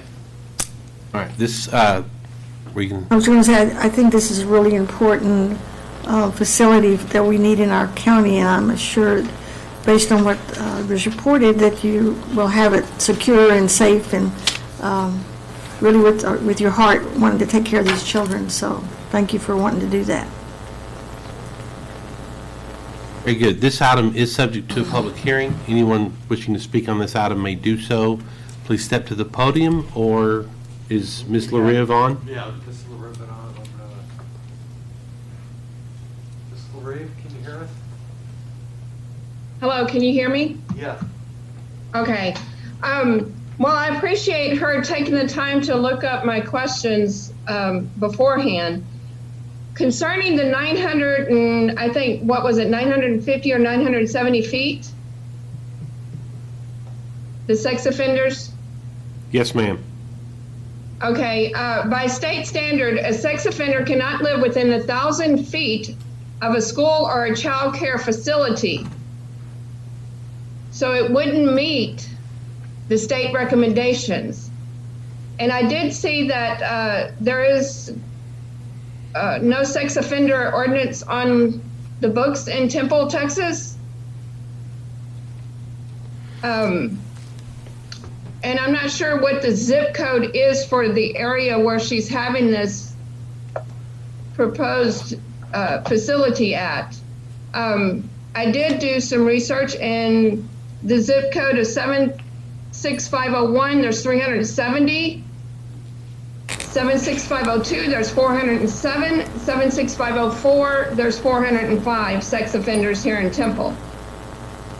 And from the standpoint of the sex trafficking, March 18th, 14 snared in local prostitution ring in Bell County and Temple area. March 14th, 15 arrested, 9 rescued in Bell County. February 28th, 2020, Temple human sex trafficking sting nets 10 arrests. October 26th, 2019, sex trafficking is still a huge problem in our area. October 20th, 2017, Bell County Sheriff see increases in human sex trafficking with I-35 corridor in our, I-35 in our backyard. This makes Central Texas the corridor for human trafficking. And in Belton, Texas, they've also had a problem on their university campus. The average age is 12. High school individuals have also been known to be sex traffickers, and they target runaways and female high school students. My concern was, even though you do have someone in place 24/7 and you have trained social workers on staff, we do, however, know that teenagers do have arguments and will buck the system. What is the protection you have that they will not run away, because the I-35 corridor is right there and it is heavily trafficked? And what's the protection from them having that access to that corridor? And also,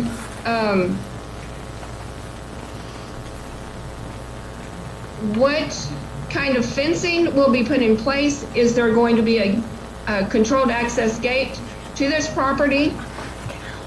And my third question is there going to be any counseling services outside of the social service system? I'm talking about therapists. We're talking about psychologists, mental health counselors for these children outside the social service system. And that's my final statement. Thank you. Thank you. I can address the City of Temple's sex offender ordinance. You are correct. There's not one specific to the City of Temple, because the City of Temple has followed the state requirements regarding sex offenders. So there is nothing additional on the books with the City of Temple. That doesn't mean that there's not one. It simply means that we follow the state of Texas guidelines for that. Based on Ms. Carroll's work that she's done with the city planning, it appears that everything is in order and in line for the City of Temple City Council to approve this this request. And Ms. Carroll, if you would like to step to the podium and address anything that Ms. LaRive has had to say, you're the expert and the applicant, so please step up. Hi, my name is Tina. I represent 6565 Pegasus Drive, and I was addressing your question as far as with monitoring the children in care. We would have a remote control gate that will be accessed by one of the staff.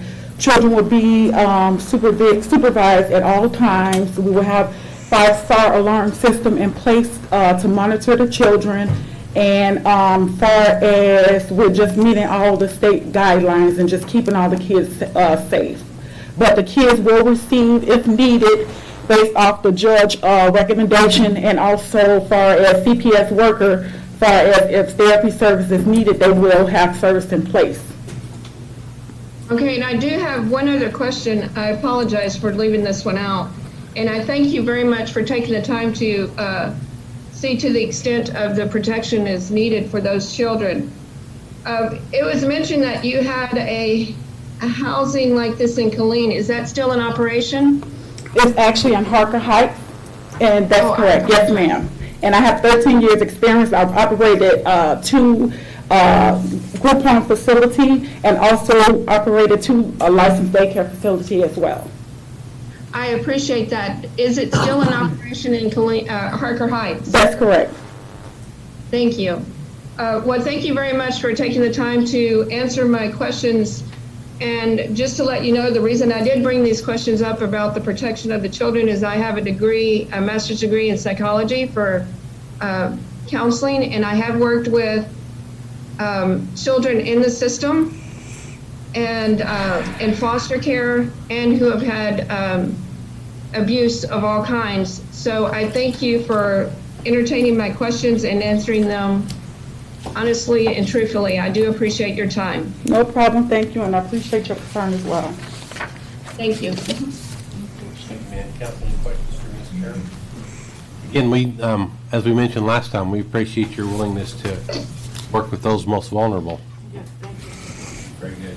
Mayor, just to make a comment, looking at the city numbers with our police officer here, to ease our mind, there's listed 279 sex offenders throughout the city at this point. So those numbers can fluctuate from any way. So. But just a comment, though, the list of things that Ms. LaRive talked about are tragic and terrible, but it would be more tragic in my mind for these children to still be in that environment, in the home that they're not safe and comfortable in, versus being under your care. And so I appreciate what you're doing. Anyone else wishing to comment? Yes, ma'am.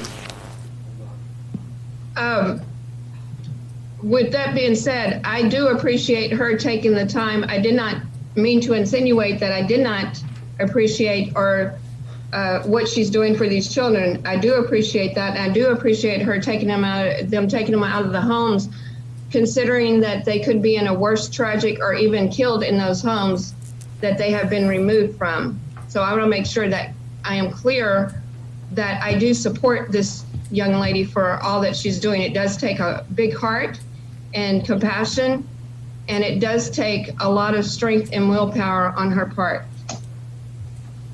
Thank you. If there are no further comments, then I'll now close this public hearing and entertain a motion on item number 8. Motion to approve item 8.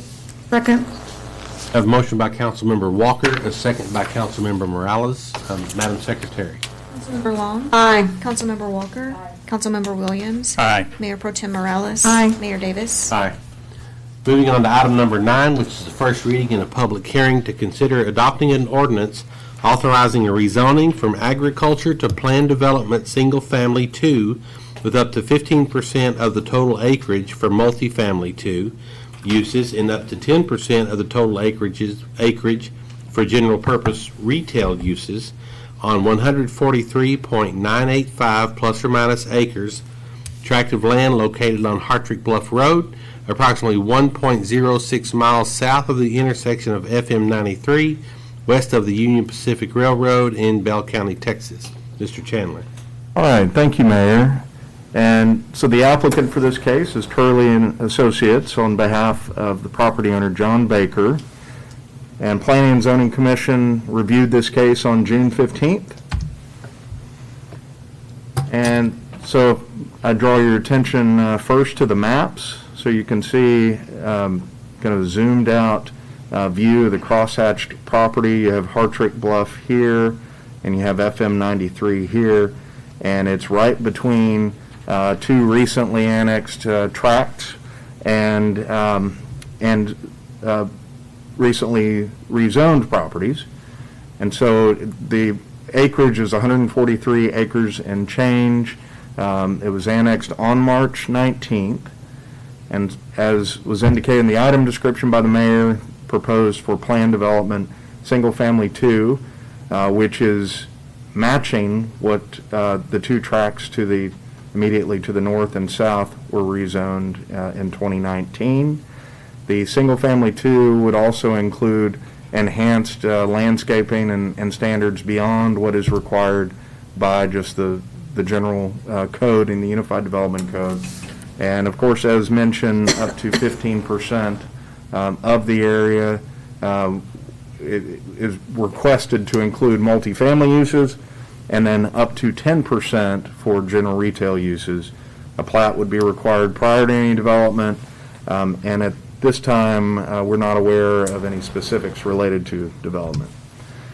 And so just a reminder that as a planned development district per Unified Development Code Section 3.4, that is a flexible overlay zoning district designed to respond to unique conditions and does have a binding site plan, which is Exhibit A, would be as part of this ordinance, and then would include conditions for approval, and the future plat would also supplement the Exhibit A, the binding site plan. And so looking at the zoning, you can see the crosshatched area and the existing planned development single-family 2 to the north and south. And just to remind you all that single-family detached residences in SF2 would have a minimum of 5,000 square foot lots. And so we are showing compliance with the zoning map. Looking at future land use in our current comprehensive plan, that portion is called the future land use map and is identified as future agricultural or rural, which is essentially a holding designation after annexation. And we also want to point out that in the draft comprehensive plan, that document is called the future development plan, and that is at this point is showing a proposed residential and neighborhood services designation, which is essentially a mix of uses, including neighborhood serving retail. And so we're showing partial compliance when you look at existing and proposed. And so in terms of sewer and water, there's a 2.5-inch water line in Hartrick Bluff Road, and sewer would be provided through a future trunk line that within the FEMA floodplain, and you can see that's the blue area shown here. And so we're showing compliance with utilities. In terms of the thoroughfare plan, Hartrick Bluff Road is a collector, and any needed right-of-way would be addressed at plating, so that's compliant. And just looking at some images of the property, you can see it's just existing cropland. And so looking at an aerial of the property, you can see it's mostly rural at this point. And so looking at the uses allowed and the different proposed land uses related to single-family 2 being the base zoning district, as well as multiple family 2 and general retail. I think the thing to point out is that general retail uses include just about all neighborhood related retail, neighborhood supporting retail and services, and also include car washes and gas stations, so a few other uses that you wouldn't find in neighborhood service zoning district. And so then when we look to the right, just at the standards, development standards for each of these districts, just point out that one of the requests is for the single-family properties to have a minimum of a 15-foot front setback, which would be consistent with the other properties to the north and south. And rear setback is highlighted in general retail because it would most likely be adjacent to single family, which does require a 10-foot rear setback rather than a 0-foot setback if it's adjacent to other retail.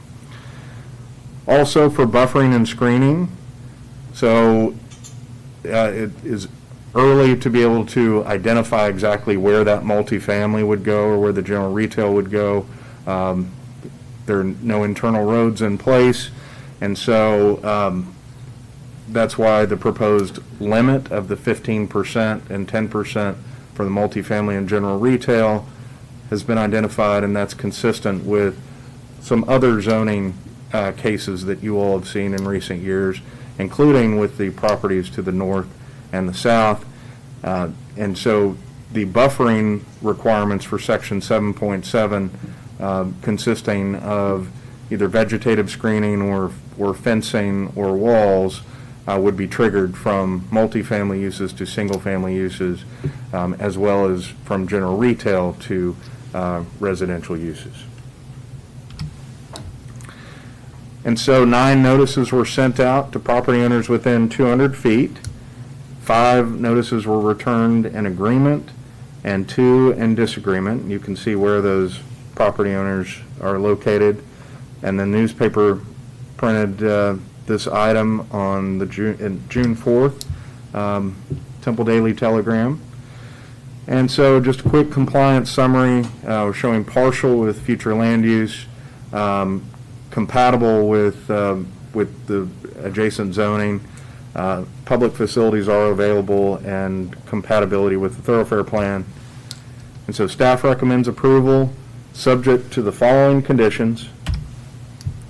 For the residential development, and these are verbatim consistent with the tracts to the north and the south, at least 2 evergreen bushes, a qualifying tree, minimum sod or just turf in the front yard, a front yard setback of 15 feet, as we mentioned before, and then allowing a minimum lot width of 40 feet on cul-de-sacs because of the odd configuration of those particular lots. And then allowing up to 15% of the acreage to be used as multifamily, and up to 10% of the acreage for general retail. So at the June 15th meeting, Planning and Zoning Commission recommended unanimous approval. And I'd be happy to entertain any questions that you might have. Council, any questions for Mr. Chandler? I don't have a question, but I have a comment.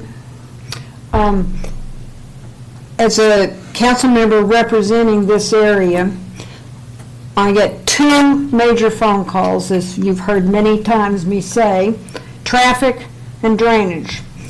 So forget drainage for the moment, traffic.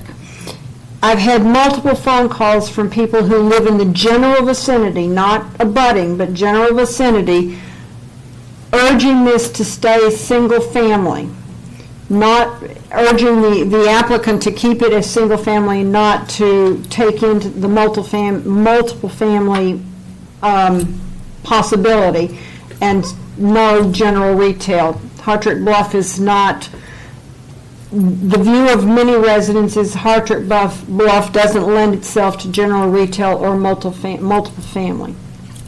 Just my comment.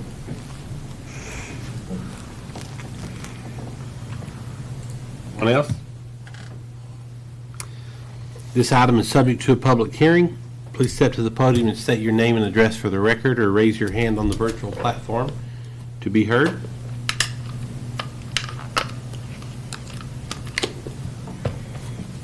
No one? All right, very good. And at this time, I'll close the public hearing and entertain a motion on item number 9.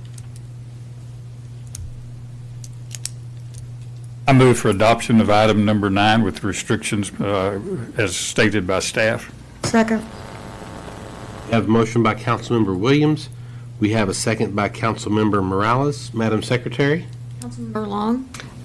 Before I vote, can I ask a question? I'm sorry, Mayor, of Brian. Ma'am. If I vote in favor of this, there's still the option for the applicant to keep it as single family.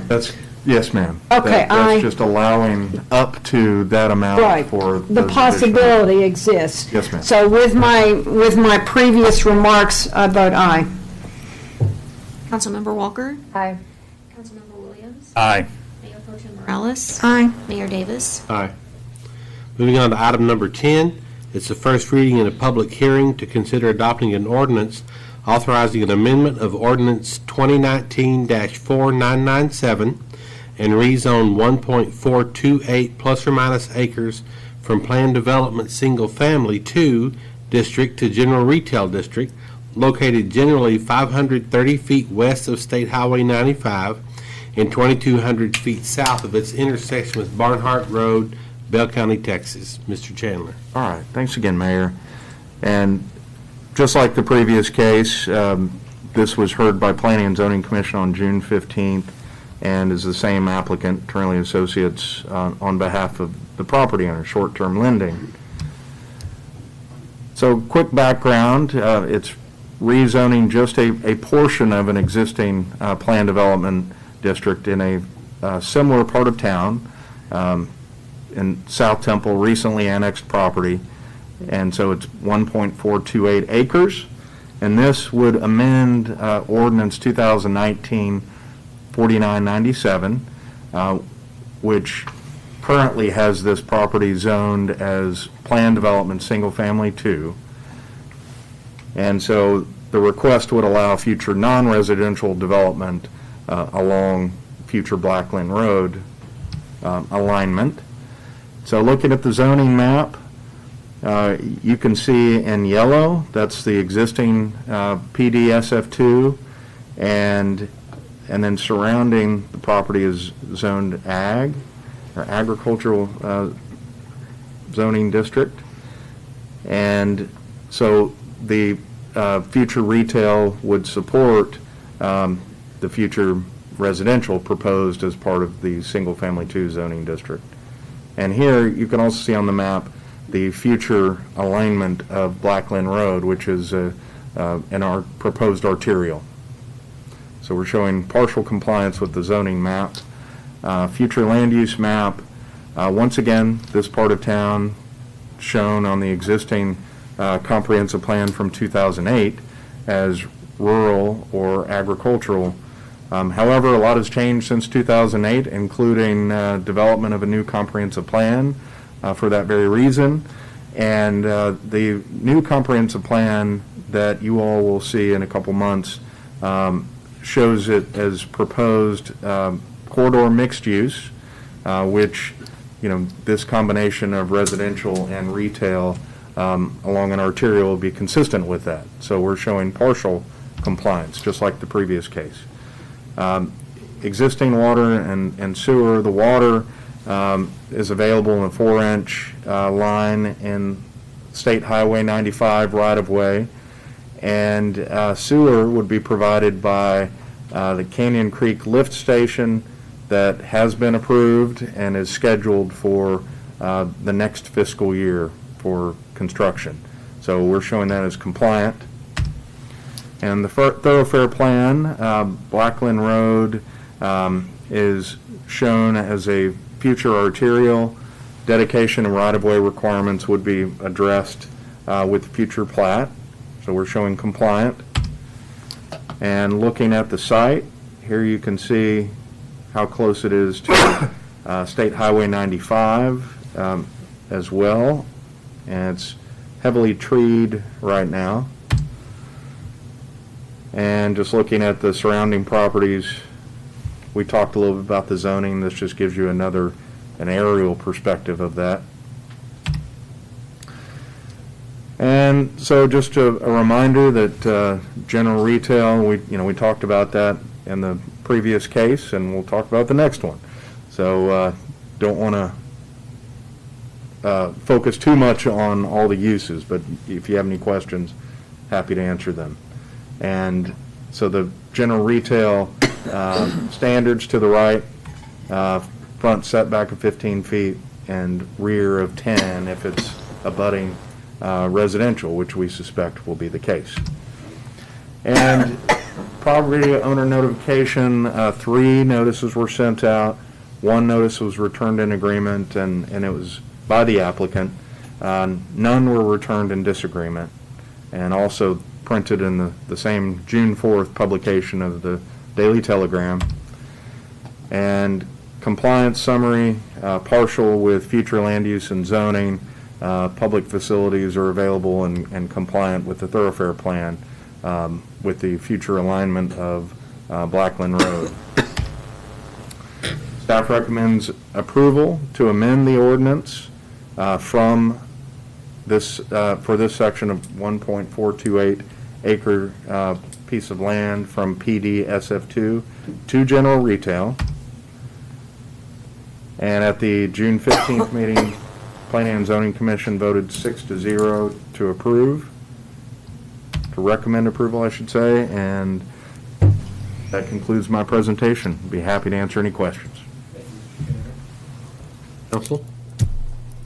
Mayor, you would expect me to disagree with this on behalf of people in my, the area that I represent. I am not disagreeing with it because this is a very different location than Hartrick Bluff. So, it's good. This item is subject to a public hearing. Anyone wishing to speak, please step to the podium and state your name and address for the record, or use the virtual platform. No one? All right, very good. There being none, then I'll entertain a motion on item number 10. Mayor, motion to approve item 10 as presented by Mr. Chandler. Second. I have a motion by Councilmember Long, a second by Councilmember Walker. Madam Secretary? Councilmember Long. Aye. Councilmember Walker. Aye. Councilmember Williams. Aye. Mayor Pro Tem Morales. Aye. Mayor Davis. Aye. Item 11 reads, it's a first reading and a public hearing to consider adopting an ordinance authorizing a rezoning from agriculture to single-family 2 on 4.254 acres general retail on 10.735 plus or minus acres and planned development general retail with development and site plan on 5.184 plus or minus acres, being a total of 20.173 plus or minus acres located on the west side of State Highway 95, approximately 260 feet of its intersection with Barnhart Road, Bell County, Texas.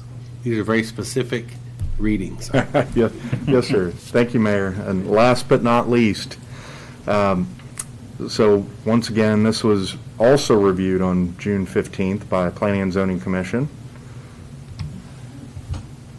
And so this is also in the same area of the case that was just reviewed and that y'all just took action on, recent annexation from just May of this past year.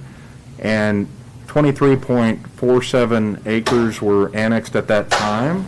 However, 3.3 of those acres are being dedicated to the city for the future Blackland Road right-of-way alignment and extension. And so this case is for the remainder of that, 20.173 acres. And it's a combination of straight rezoning with a planned development to accommodate future self-storage, with conditions to make that project compatible with residential. And so that self-storage would be on 5.184 acres.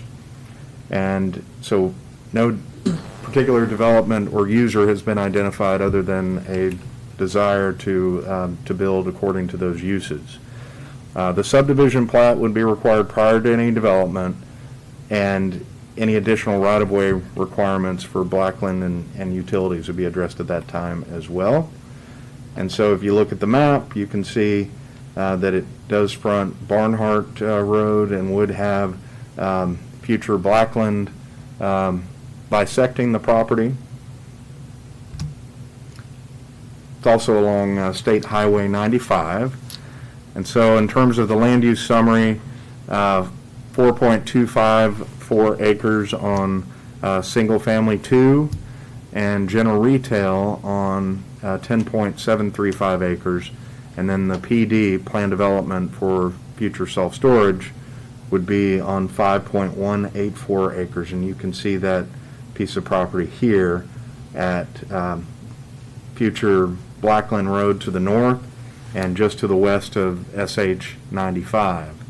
And so the planned development would allow for conditions, as I mentioned before, primarily for landscape buffering, in addition to our general standards in section 7.7 provides a wider buffer width and tree preservation and the ability to enhance that buffer with additional tree planting as needed. So we're showing that as compliant with land use summary. And just a reminder about plan developments, flexible overlay, binding site plan, which you see here to the right. And in terms of zoning, so you can see the adjacent plan development, single family 2 and general retail to the west. And then the extraterritorial jurisdiction outside the city limits immediately to the east. And so the plan development general retail provides an opportunity for the self-storage facility fronting along SH 95 with the conditions that we mentioned before. So we're showing partial compliance. Future land use map, also partial compliance. I know I'm beginning to sound like a broken record, but this area and this part of town shown as agricultural and rural in our 2008 comprehensive plan, but still our draft master plan with the future development map showing it as future corridor mixed use. And so we're showing partial compliance. Water available in a 3-inch line in Barnhart Road and a 2-inch in State Highway 95. And like the last case, sewer would be provided through the Canyon Creek lift station, and you can see a star on just kind of rough conceptual location of where that lift station would be. And once again, scheduled for construction in the next fiscal year, starts October 1st. And thoroughfare plan, Barnhart Road and State Highway 95 are arterials, and Blackland Road is a future proposed arterial. So showing compliance with that. And in terms of the buffering and screening considerations, the standards that I'll go over very quickly are consistent with that of the adjacent Hillside Village Plan Development District, and that includes a 15-foot minimum wide landscape buffer between the self-storage use and adjacent residential uses or zoning districts. So that's on the south boundary and the west boundary. And that buffer would consist of preservation of existing trees, 8-inch diameter breast height or greater, and then supplementing as needed with additional trees to provide a full screening, opaque screen, if you will. And so in terms of the site and surrounding properties, you can see right across 95, it's just additional open space. And general retail does not allow self-storage by right. You'd have to go to the commercial zoning district to allow it by right, but what's proposed is to pull that down into the general retail so that any of the uses allowed in general retail could be allowed in those 5 acres in the future, but would also allow the self-storage. So 10 notices were sent out to property owners within 200 feet, and 3 were returned in agreement, including from the school district, TISD, immediately to the west. Of course, they have an elementary school and middle school site as part of the master development off of Little River Road, just to the west of us. And so 0 were returned in disagreement, and newspaper printed on June 4th. And just like the previous one, zoning case, future land use map, and surrounding uses were showing as partial compliance, compliance with public facilities, and compliance with thoroughfare plan. And so staff recommends approval subject to the following conditions, and that is on the 5.184 acres allowing self-storage per Exhibit A, and also allowing or specifying the buffering and screening requirements, as well as plating requirements. So Planning and Zoning recommended unanimous approval at their June 15th meeting, and be happy to answer any questions. Thank you, Mr. Chandler. Council? I have a question, of course. Brian, just for confirmation, because it's a planned development, the self-storage would have to meet visual requirements within the planned development overlay? I'm not using the right term. Sure. Exterior siding, et cetera? So, because it's a planned development, you all have the ability to add conditions, related to, enforceable conditions related to how the property looks to a certain degree. Exterior building materials being an exception to Right. that, as you all know. Otherwise, what is proposed right now, the plan development is focusing more on the transition from the general retail uses to the residential with enhanced buffering and screening standards. So if you all wanted to add other conditions that Other than don't siding. include exterior building materials, then this would be the time to do so. Mr. Chandler, would you recommend that to be accomplished by a condition requiring the applicant to submit and comply with the site elevation, or what would be the method you would recommend if council wanted to consider that? Perhaps bringing the site plan back, if it is a self-storage use, since that's one that, of course, is not allowed by right, and is the whole purpose of the plan development, to say, if self-storage is proposed, then to bring site plan and elevations back at that time to P&Z and City Council. So that would be my recommendation. That would be very, very helpful. We know that we have a history in this community of disagreeing with self-storage, and my goal here is just to make certain that it is visibly attractive. Sure. And that's obviously subjective, I understand that completely, but we'd like to do what we can. Thank you. Thanks, Mayor. This item is subject to a public hearing. Please step to the podium and state your name and address for the record. If there are no further comments from council, I'm sorry, I kind of rushed to that. Is everybody okay? Okay. Or on the virtual platform? No, sir. All right. There being no responses, I will close this public hearing and entertain a motion on item number 11.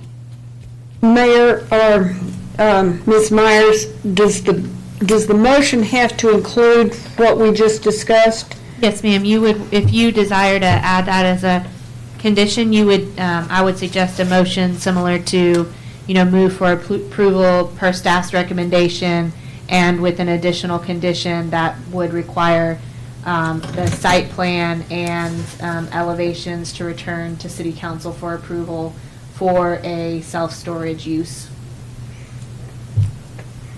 That's the motion. I make that motion right there. City manager's not allowed to make motions, is she? No. So is that Want me clear to enough? rephrase it? Yes. Oh, please. I think we're okay if Are we- that's sufficient for the record. Okay. All right, then we have a motion by Councilmember Long. With a lot of help. Motion Councilmember Long and a second by Councilmember Walker. Madam Secretary? Councilmember Long. Aye. Councilmember Walker. Aye. Councilmember Williams. Aye. Mayor Pro Tem Morales. Aye. Mayor Davis. Aye.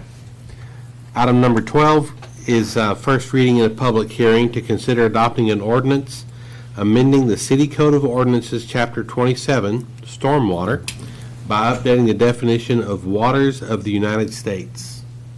Ms. Rath.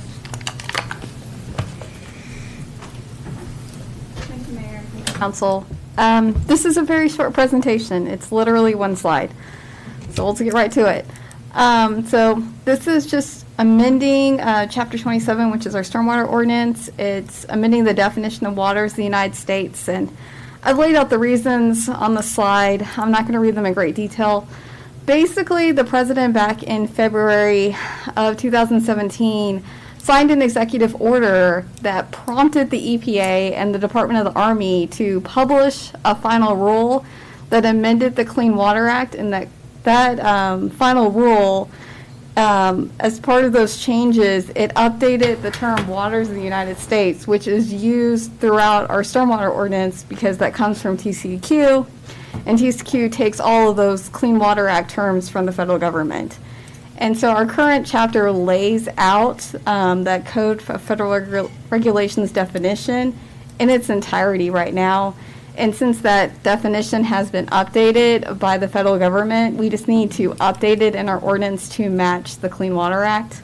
And so to keep it updated in the future, what city staff is proposing is just to make it very general for that definition rather than laying it out in its entirety, which it currently is.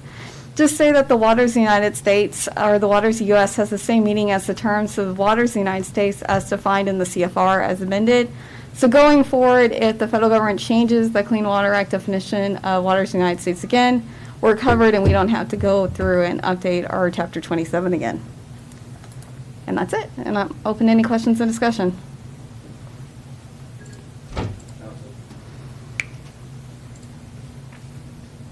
This item is, every item tonight, I think, is going to be subject to public hearing. This one also. Please step to the podium and state your name and address for record if you'd like to make any comments. I can't imagine this being too controversial, but nothing there? No. All right, then I will close the public hearing and entertain a motion on item number 12. Motion to approve item 12. Second. We have a motion by Councilmember Walker. I heard Councilmember Williams next. So we have a motion to second. Madam Secretary. Councilmember Long. Aye. Councilmember Walker. Aye. Councilmember Williams. Aye. Mayor Pro Tem Morales. Aye. Mayor Davis. Aye. Item 13 is to consider adopting a resolution pursuant to Chapter 2206, Government Code, Chapter 2206.053, finding that 8 properties situated in the Maximo Merino Survey, Abstract Number 14, Bell County, Texas, are necessary for the proposed expansion of Avenue C, and authorizing the use of eminent domain to condemn these properties. Ms. Davis, Mr. Mayor. Good evening, Council. I will try to be very brief, and this does not require a public hearing. So, earlier in workshop, we went over this, so I'll try to be very, very brief. Here's a map of the project for Avenue C. The portion we're focused on tonight involves properties between MLK Drive and 24th Street. This is an overview of what the project will look like when it's complete, improved and widened street with sidewalks and landscaping and lighting. It does require acquisition from 28 properties and 3 temporary construction easements, and requires some residential and business relocations. All offers have been given to property owners, as well as any relocation studies. Stateside Right-of-Way is the company that's been helping us acquire these properties. We have acquired 15 properties so far. Those are the ones you see in green. Those in yellow and light blue, the light blue are the temporary construction easements. Those in yellow, we're still negotiating with those owners. And then tonight, the ones in red are the ones that we're asking council to authorize eminent domain for. The first one is at 301 Martin Luther King Jr. Drive.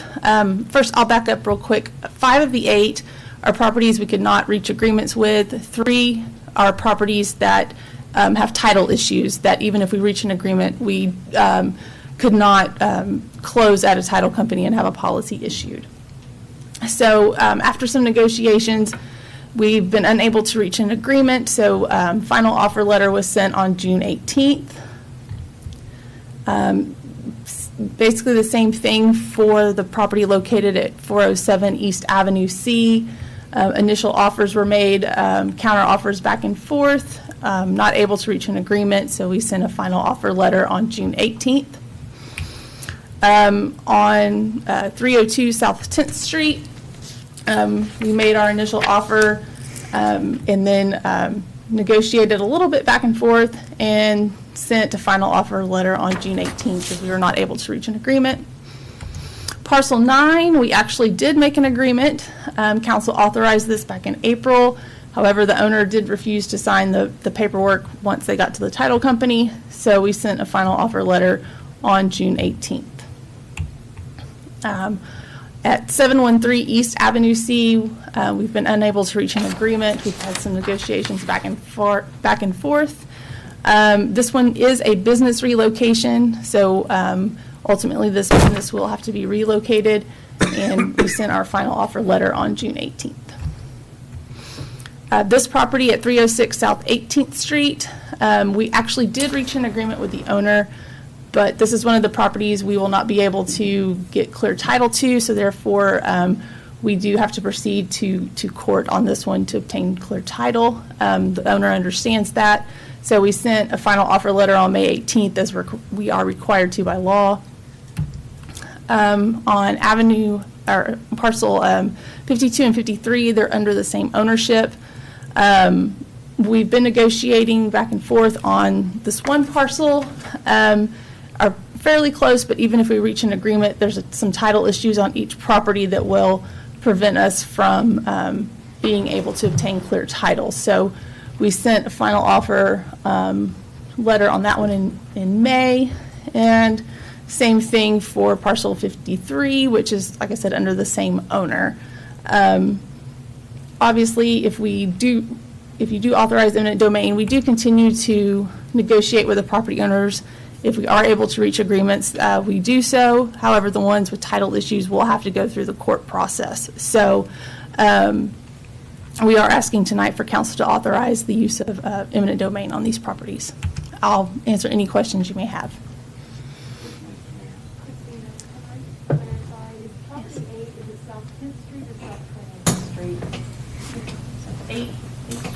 On property 8, the very last one.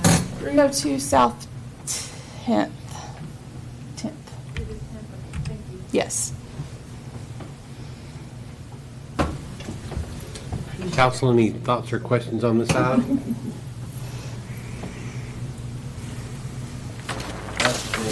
If there are no comments, then I'll entertain a motion on item number 13. Mayor, I've been told I'm supposed to be the reader, and we have language we're supposed to use, so I'll make a motion. I move that the City of Temple approve resolution number 2020-0111-R and authorize the use of eminent domain to acquire fee simple title to a portion of 8 properties necessary for the construction of East Avenue C expansion and improvement project. Those 8 properties are all located in, in the Maximino Moreno survey, abstract number 14, Bell County, Temple, Texas, and are physically addressed as follows. Property number 1, 301 South Martin Luther King Jr. Drive. Property number 2, 407 East Avenue C. Property number 3, 302 South 10th Street. Property number 4, 303 South 10th Street. Property number 5, 713 East Avenue C. Property number 6, 306 South 18th Street. Property number 7, 1015 East Avenue C. And property 8, 302 South 10th Street. Second the motion. We have a motion by Councilmember Long, a second by Councilmember Williams. Madam Secretary? Councilmember Long? Aye. Councilmember Walker? Aye. Councilmember Williams? Aye. Mayor Pro Tem Morales? Aye. Aye. Thank you all for attending tonight's meeting, and this meeting is adjourned.